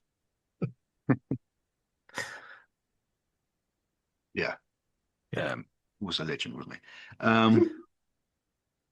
So the Doctor, what they say, the Doctor, not the Doctor, the TARDIS arrives with Yeah. Zoe and Skagra. It arrives on this ship. It gets variously called the carrier ship or the command ship, but it's basically Skagra's home. Yeah. And this is where Skagra shows her his Krags. Why not? Yeah, he's quite keen to show off his Krags. Yeah. I can see the Krags looking exactly the same. Yeah, pretty Except much. that they wouldn't, because they'd have been built by completely different people and designed by completely different people. So I was trying to think about them. Now, late season 6, we're talking about Bobby Bartlett, who, when given crystalline life forms to design, came up with the Crotons. Yeah, Crotons. Excellent. Sort of, I think. Well, that's They'll be what quite the designer at the They'll be time. quite boxy and quite tubey. They Yeah. might be boxy and tubey. They wouldn't have flares. Have you noticed everything? No. Season 17, right? Okay, so Daleks are Daleks, Errato's a blob. Yeah. Scaroth spends most of his time swanking about in really sharp suits with flares on. The Mantles have got flares. The Crowds have got flares. And the Nymon have got fucking platform boots. The footwear in season 17 is incredible. It's like they went, it's the last season of the 70s. Let's give it some, guys. Let's go out with a bang. Yeah. The 80s is coming up. Everything's going to be pastel. Let's give it what It's for. going to be pastel and disco sax. Yeah. Yeah. Yeah, absolutely. That's 70 years up. Yeah. So they're not like that, of course, in this. No, it's the 60s. They're not going to be doing the front axial projection thing. So, yeah, it's going to be. No, it was CSO, not FAP. Was it? Okay. Yes. Yeah. Yes. Well, they're not going to do a CSO either. So, yeah. They're not going to do CSO. They could do inlay, but they probably won't. I imagine you'd stick a light inside something. So that means you're going to have a sort of fiberglass lump at the top. Yeah. You stick a light inside and probably vinyl or rubber arms and legs underneath it. Something like that. Something like that. Yeah. Yeah. A bit out of limits. They're supposed to be made of coal, aren't they? Well, they're made of something like that, yeah. Yeah. I'm sure that's... Yeah. It looks like foam rubber. Yeah. That's sort of... No, I mean the actual creatures are supposed to be sort of cool. What they actually were made out of. There's this kind of under sacking, big, the shape of it made in foam rubber with a sparkly late 70s sparkly grey material on it, like everyone wore in catsuits all the time, including all of us. And then on top of that, it was some kind of carpet tile type thing. Yeah. Loads of, and just cut into these triangles and clipped onto them. Oh, so cheap. Which on the surviving bits of Krag costumes have gone really brittle nowadays and keep kind of flipping off. Well, that's the Krags. Yeah. I was just thinking we could have Jamie, if they were kind of a coal-based life form, just have Jamie going, oh, I know coal, I know how to deal with that, and he's just chasing them around with a torch, blazing torch. It's like, come here, light up. So just basically set fire to a Krag and then sit around it warming his hands and like making porridge, gets his vat out and starts making porridge in it. Excellent. Well, he hasn't got a nose laser, so yeah, he's got But he has got a vat to make porridge in. Yeah. Never goes anywhere without his porridge vat. Stores it in his temporal sporran. Yeah. Is that a porridge vat in your sporran? Or are you just pleased to see us? Again, that never happens to anything other than Doctor Who. Oh no, I've got me porridge everywhere. Great. Yeah. Okay. Yes. Sorry, Douglas. On Skagra's ship, the ship doesn't know where Skagra's gone. Yeah. So they got Doctor gets it to take him where he last was. Yeah. He's quite clever. And it's going to take ages, and so he turns it into a TARDIS. Yeah. Yeah, Yeah. with words. With words. It's pretty clever. Yeah. Well, I can buy that because of what we learned. I mean, at the end we learn that Skagra's kind of from a split off of, splitters of Time Lord Society. Colonists, I assume. He does know a lot about Time Lords, doesn't he? I mean, more than you'd expect. He's from Dronid, and Dronid, it's never gone on about, but Dronid is clearly a Gallifreyan colony. And of course Gallifrey would have colonies. My God, of course it would, surely. Yeah. And that could be fascinating. Yeah. You could do loads with that, and it's never, as far as I know, been really touched. Big Finish, I'm sure. Yeah. Dronid Chronicles. But yeah. I think Troughton, instead of kind of doing it with words, he'd be in amongst the wires, wouldn't he? He'd be covered in wires. He'd have his head in He would, yeah. a panel. He would. Yeah. And He'd have wires everywhere. He'd have his pen torch sonic screwdriver out. Yeah. He'd be doing all that. Yeah. Going as it does. Back in the professor's rooms, Chronotis reappears. Yeah. I assume they're in some kind of time orbit. I'm not quite sure what's going on. But he's been brought back from the dead. Slightly in grace. That's wonderful word flim flam, that bit, isn't it? Yes.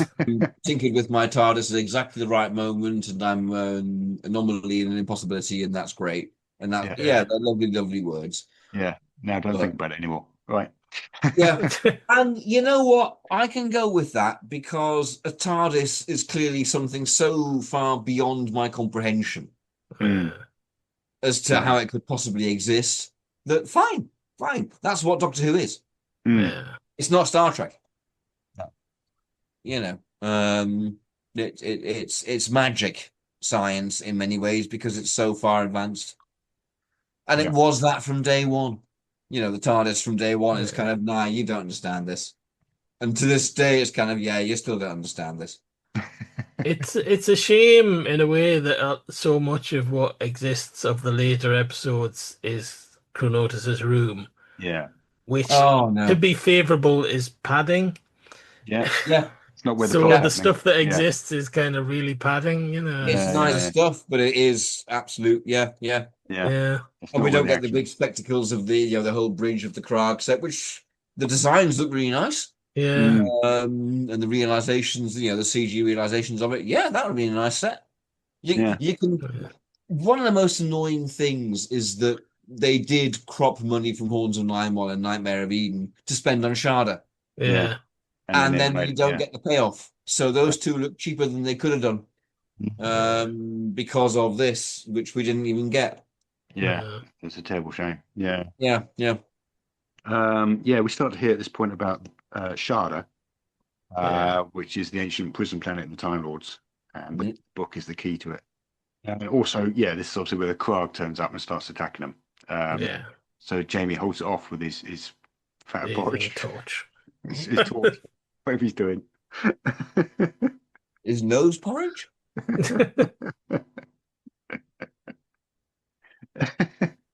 And that means that the closer he gets, it's kind of, Doctor, my fat's running out. Just like K9's going, I can't keep this up, mate. Maybe he gets it to chase him around the corridor, so Jamie's just running away from this thing, and it's just bothering him. Very slowly. Slowly, yeah. Oh, it'll be like a Jamie version of the Seeds of Death. Yeah. Yes. With just running around these reflective corridors and stuff like that, and it's slowly pursuing him, and then slowly pursuing him the other way again, and it's all on Fraser Hines doing some visual comedy. It's more than capable. So this gives them time to dock the ship with the space station, where they find all these geniuses, all completely mindless now, and the Doctor lets one of them access Chris's spare intelligence reserves, so he can question him. I love Tom with those old men. He's going down the line, patting them on the head, doing that thing that he does with his fist. He's having enormous fun with them, isn't he? Yeah, and they're clearly just, That sounds awful. Sorry. Most- That thing that he does with his fist, though. Yeah. He was fisting them. He Sorry. was doing all sorts. Feel Yeah. free to cut that out. No, it's me that did it. It's you, Yes, I so, will yeah. cut that out. You are disgusting. Yeah. One of them is the scientist Caldera, and he's actually played by an actor, so we do get a performance out of him. Yeah. And it explains that this is think tank, and Skagra was one of them, and it was his idea actually. Yeah. And we learn that Skagra still needs the mind of Sally Avon. And then Jamie runs in with the crowd coming after him. Yeah. having run out of porridge. Having run out of porridge, run out of spaceship corridor. He's even hefted his pot at him, but it's not stopping him. Hefted his pot. He's done everything. Yeah. He's really pulled his weight this one. Yeah. Yeah. And that's the end of episode 4. Woohoo! Yes. Yay. That's the exciting thing. Nobody in the universe can do what we're doing. So yeah, the Doctor has the bright idea to get the ship to take him to Skagra's home, which is obviously the command ship. And we also get some scenes back in Chronotis. Chronotis is TARDIS, which is what this room is, where he clearly puts his mind into Claire to get her to fix it. It's a bit weird, this scene, isn't it?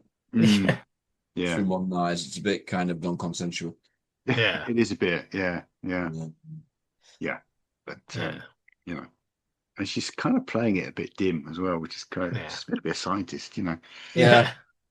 But then I always say at these moments, and it's usually about women, but sometimes male characters in Doctor Who as well, like Harry.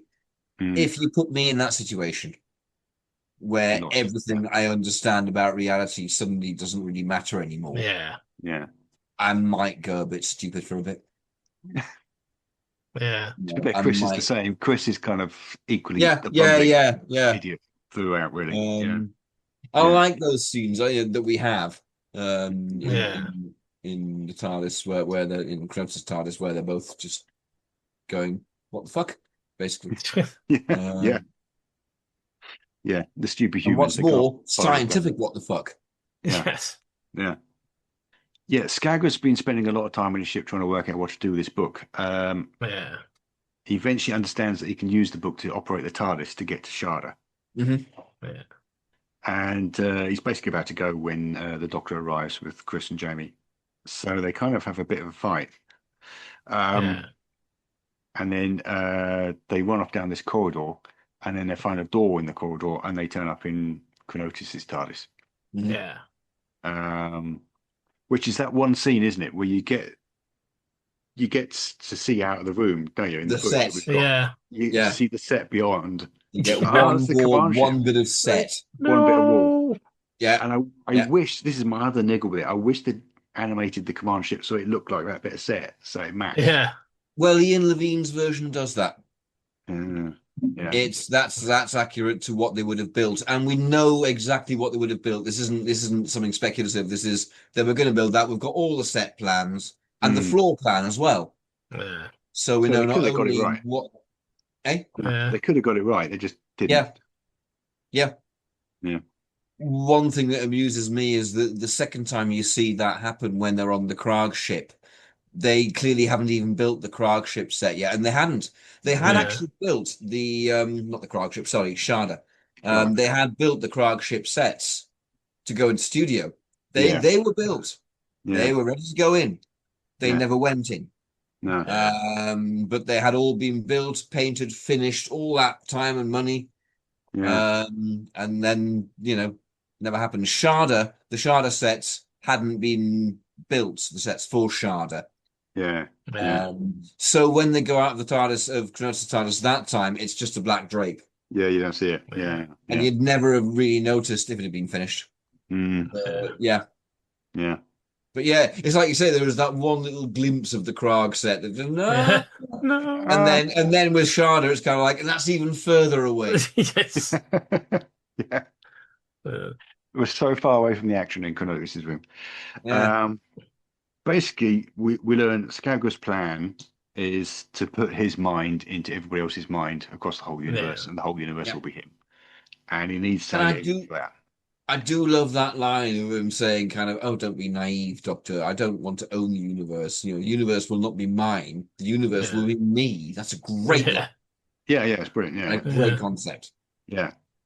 So he's got his sphere, which takes brains out of people, and he needs Sally Avon to put his mind into people. So he's going to replace everyone with his mind, basically. So, I mean, obviously, the climax of the episode is becoming clear at this point, but we do have the scene where they arrive in Shada, or at least Skago arrives in Shada with Zoe, presumably still in tow. Yes. And the rest of them follow him. And we get a scene which doesn't really work in the animation because they couldn't get Dennis Carey back because he's no longer with us. But it's a lovely, lovely little line which from the script where they confront Skagra on Shada, and Sally Avon isn't there, and Quinochi says, "No, I escaped years ago." Right. Which in the animation they try and do with visuals, it doesn't quite work. I wish they'd just recast him or done something with it. But I will.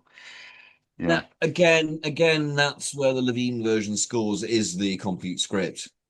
And it is a different actor playing that, and just unashamedly going, "All right, Dennis Carey's dead. What we're going to do?" So that's that's lose something there. Yeah, it's a more authentic version. Isn't it in the Big Finish version that Andrew Sachs playing Coronatus? Yes, I think so. Yeah. The McGann Yeah, Shada. the McGann one. I've never seen that. I've seen the first 5 minutes or so and just gone. The animation's not great. No, it's very basic. Okay, so Skagra takes the prisoners. He now controls the prisoners from Shada, and Chris actually takes over Chris at this point as well. And they all turn on the Doctor. That's the end of episode 5. We're getting there. We're winning. We're gonna do it. We're getting there. Okay. In fairness to us, we had a lot of setup to do for this one. We did. Yes. Yes. I mean, and this bit is all a lot of to and fro, and you can whiz through it really. So they went away again. Basically, the Doctor, Zoe, Jamie, Claire, they all run back into Quinotus' TARDIS. Quinotus is not with them either, so he's been taken over. So he's got Skagra's got some of his powers, and in the few scenes that exist with it, we have them talking about Skagra's invincible now. He's got all the minds that he needs. And then I guess Zoe points out the Doctor's mind is in there as well. And he gives her a medal. Totally see that. That's fine. I know to be you're a very clever girl. Yes. You're that sort of thing. And they won't be so obviously in a relationship either. Yes. Because I mean, they so obviously are. In Yes, clearly are at this point. Yeah. It's not even subtext, is it? No. It's your text. Yes. It's your basic text at this point. Yeah. It's your basic text. Yeah. Skago returns to his command ship in the Doctor's TARDIS somehow. Because he's got clever Skagra ways. Because he's got all the minds. Yeah. He's got the minds. He's got the minds now. Got the minds. Yeah. Simple as that. Yeah. So we have the scene, I suppose the quite well remembered scene where the Doctor has to cross the vortex to get into the TARDIS. Yeah. Which they faked up for the newer version with Tim Bentinck. Yes. Quite a reasonably well-known actor in his own right, actually doubling for Tom Baker, wearing a Tom Baker mask made by Philip Robinson. No. In the long shot, it's Tim Bentinck without the mask, but with a wig on. And then there's a shot of him falling where they used the head that Phil made. Which sat next to me for a while. That was terrifying.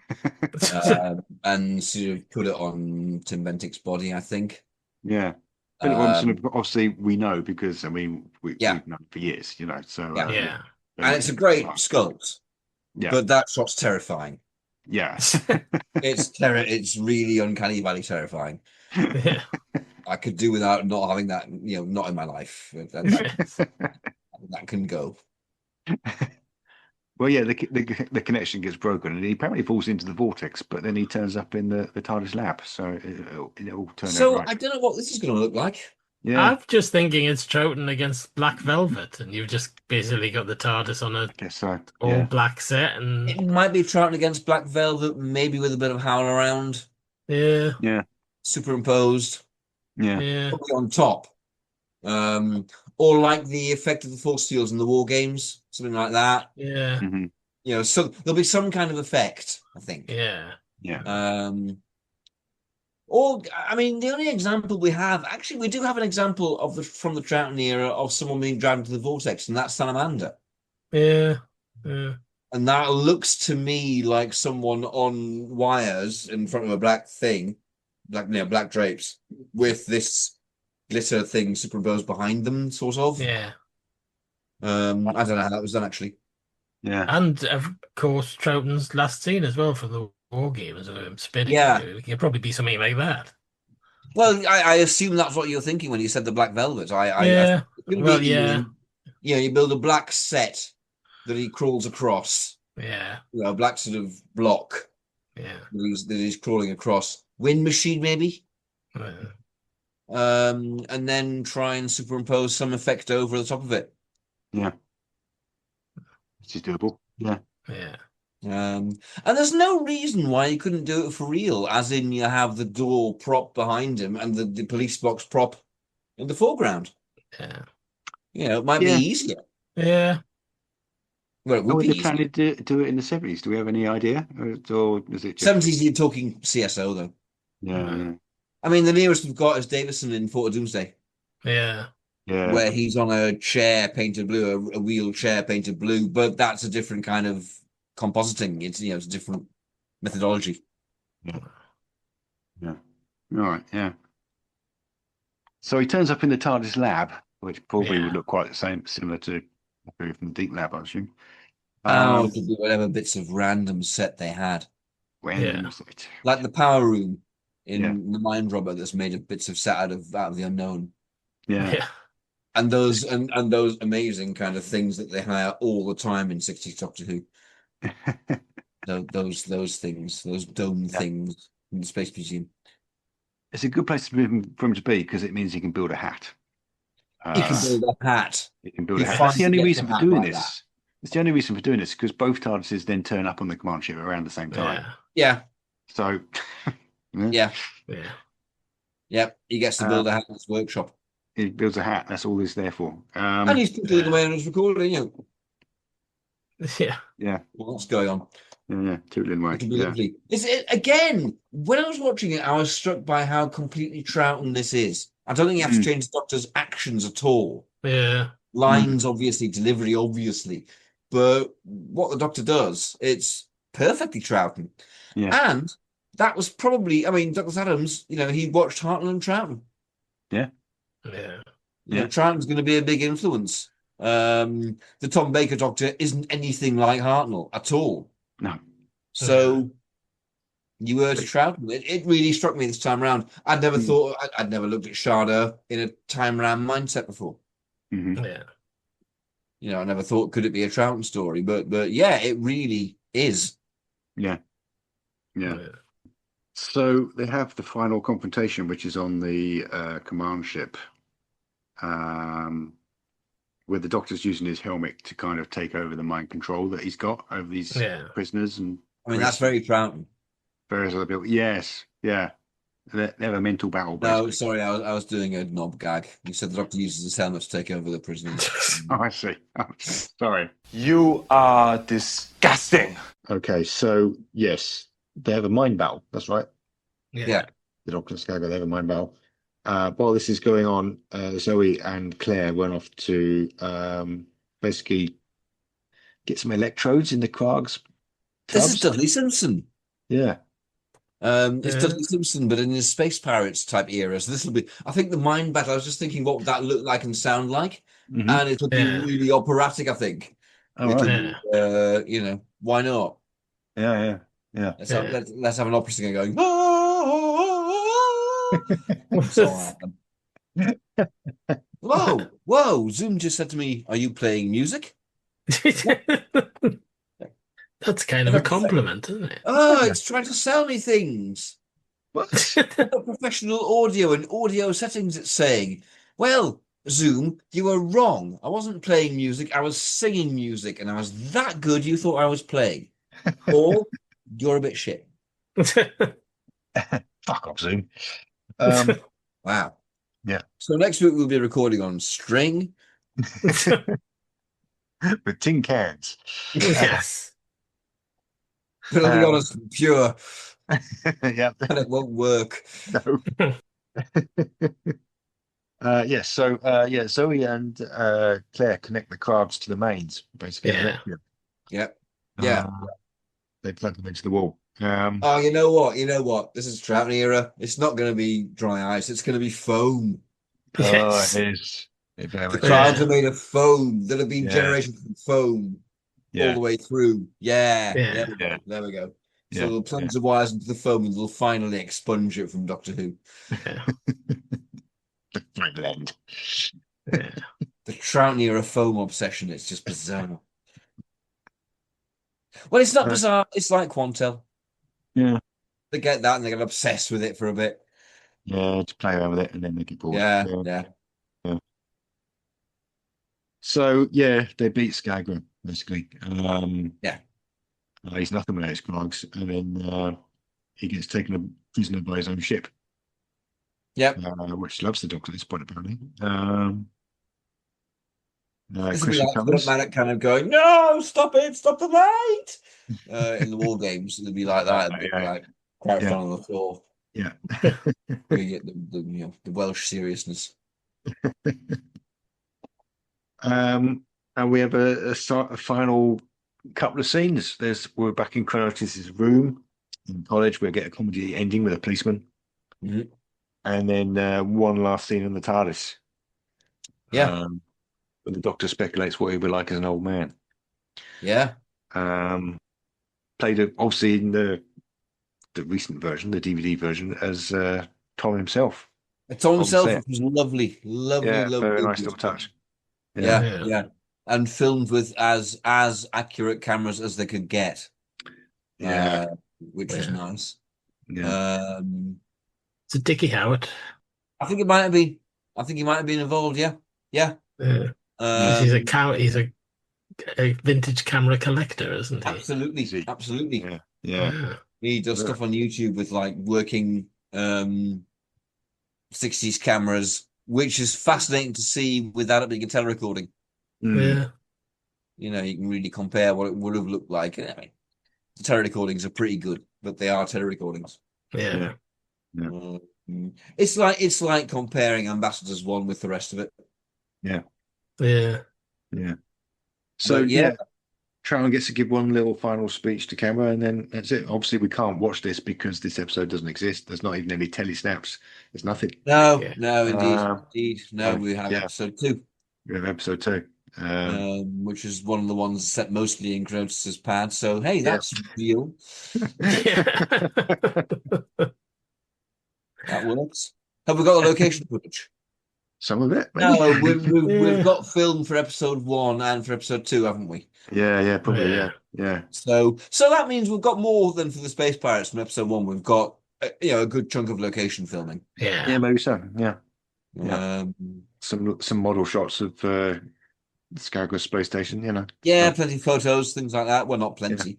Some photos. 1 or 2. Yeah. And let's say it's been reconstructed by Cosgrove Hall when they were kind of really throwing money at these things. Yeah. On the one time they did that. Yeah.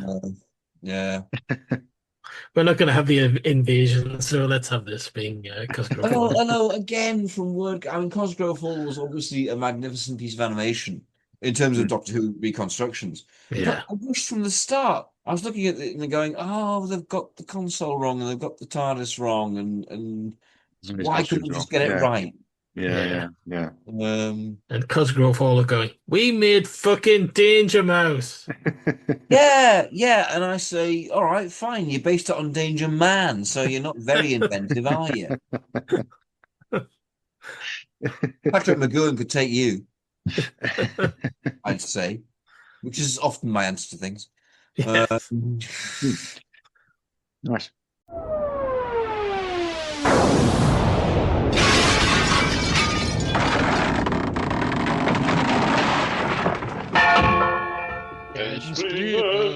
Explainment.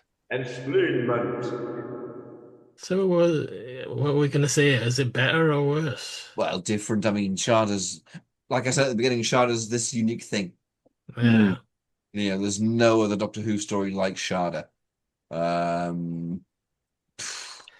think without the Douglas Adams dialogue, Sorry.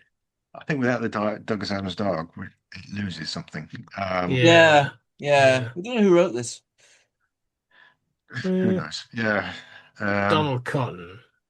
It's after his era, but you know. He was still writing. Could be Robert Holmes. He's got the comedy. It's Robert Holmes, isn't it? It's Robert Holmes. Yeah. It's pretty good dialogue. Yeah. Yeah. It's different. It's brilliant dialogue. It's different, brilliant dialogue. Douglas Adams. And it's a different Doctor. Yeah. A different team, a different thing entirely. That's the beauty of Time Ram. I can totally see it working. I suppose it must win in a way because it got completed. Yes. And then lost. But at least we have audios of the whole thing.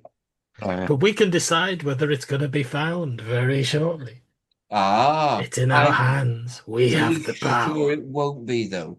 It's kind of pretty fucking sure this time. I mean, beyond the Feast of Stephen, this is. Yes.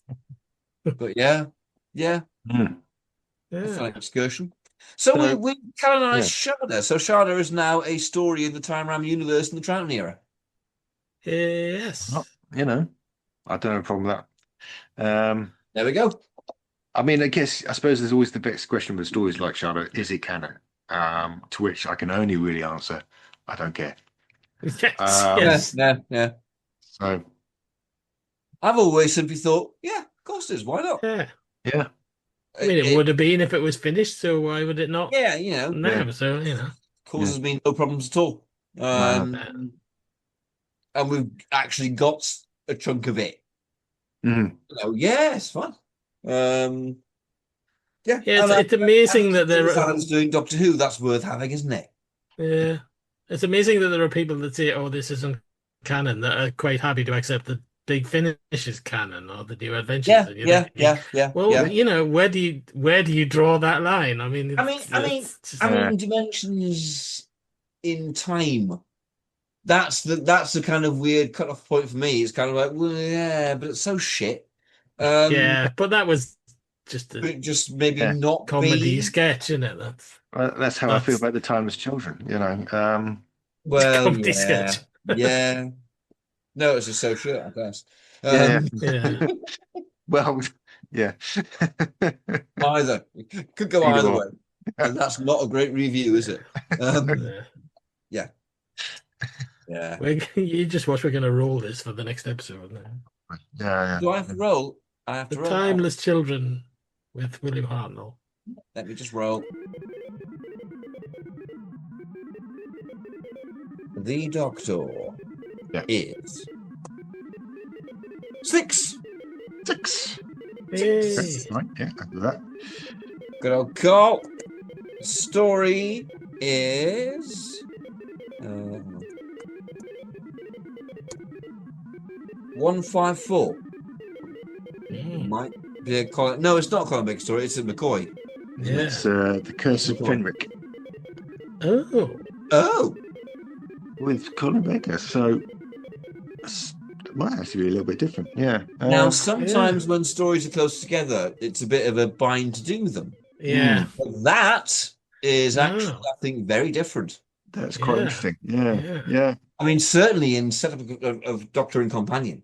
Yeah. Yeah. Have we Well, not I mean, done? technically, this is the start of a new year, so we do have our grades back, but I'm happy to leave that personally. Yes. Yeah, yeah. Yeah. Okay. Have we not done Fenric? No. Deja vu. That's another series. 26 is going galloping towards being completed because Take that one off. after this one, there'll only be Battlefield that we haven't done. I suppose those ones are going to complete more quickly, aren't they? Yeah. Yeah. With their general fullness. Not necessarily. I mean, there's still seasons we haven't had any stories from yet. Hey, so- that's true. That's true. Yeah, we just realized kind of sort of shortly before we did this recording a couple of days ago that incredibly the seasons that we haven't touched at all so far. Yep. And we haven't fixed And I promise this. I have not this is- gainsayed this. We have not fiddled this. No. The Key to Time season. We've never thrown a Key to Time season. We've never thrown Trial of a Time Lord. Nope. And we've never thrown an episode of Flux. Yeah. To be fair, they've only got one number each, Trial of Time Lord and Flux. They count as one story on the number list that we're using. There you go. So, yeah. Flux is one story. Oh, that's going to be... They count one story. Yes, yes. Are you shitting me? No. You mean we have I to do wish I Trial of was Time shitting you. Lord as a 14-part story? Yes, that's none of this list makes any sense. This is We'll taken have to from do it over more the than one TARDIS episode wiki. if we do get that. Yeah, if we get that. Wow. we just What? I don't know what we're doing, but yeah, and Flux is all one. Yeah, because it's one Flux I time. can live with. Flux is fine. Flux fine. Yeah. Yeah, Two so- entire seasons. Yeah. Flux is story 297. Yeah. Right. So yeah. Yeah. The other season we haven't touched is 20. Well, possibly 20. 20 is up for debate because we've done the 5 Doctors. Is that part of 20? That is 20. I would kind of count it as past 20. I think. Yeah. Yeah. It is 20. It's categorized. So it literally is just the 3 Umbrella seasons that we've never been anywhere near. By pure chance. There are weird patterns in the universe, listen. Yes. It's almost as if we put our minds into everything. Yes. On that note, Merry Christmas. Merry Christmas. Yeah, that was a Time Round Christmas special. One of several that we've done now. And it was Shada. And wasn't it interesting in the first half? Yes. we hope we entertained you. With me were, of course, Barry Williams and Paul Ferry. Ta-ra! Who I didn't introduce at the beginning. I realise now because I was clearly playing with the format in ways. So yeah, I've been Rupert Booth, obviously, because of the sound of my voice. Thanks to Ben Jones for our music. You can find us on social media, and look, we've all been here before. I can be cut in from earlier bit. It's just, it's fine. It's fine. You know where to find us. If you listened this far, you know where to find us because you love us and we love you. And that's what's important, listener. Not links. Love. Good night. Or good morning, wherever you are. I don't know. I don't want to be globe specific.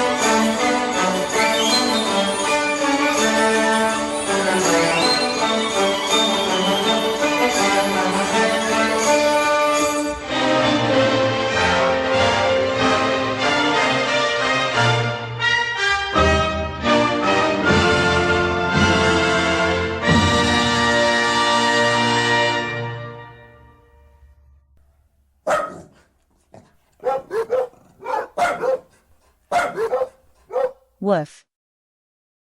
Direction point. Direction Point. A Doctor Who podcast network.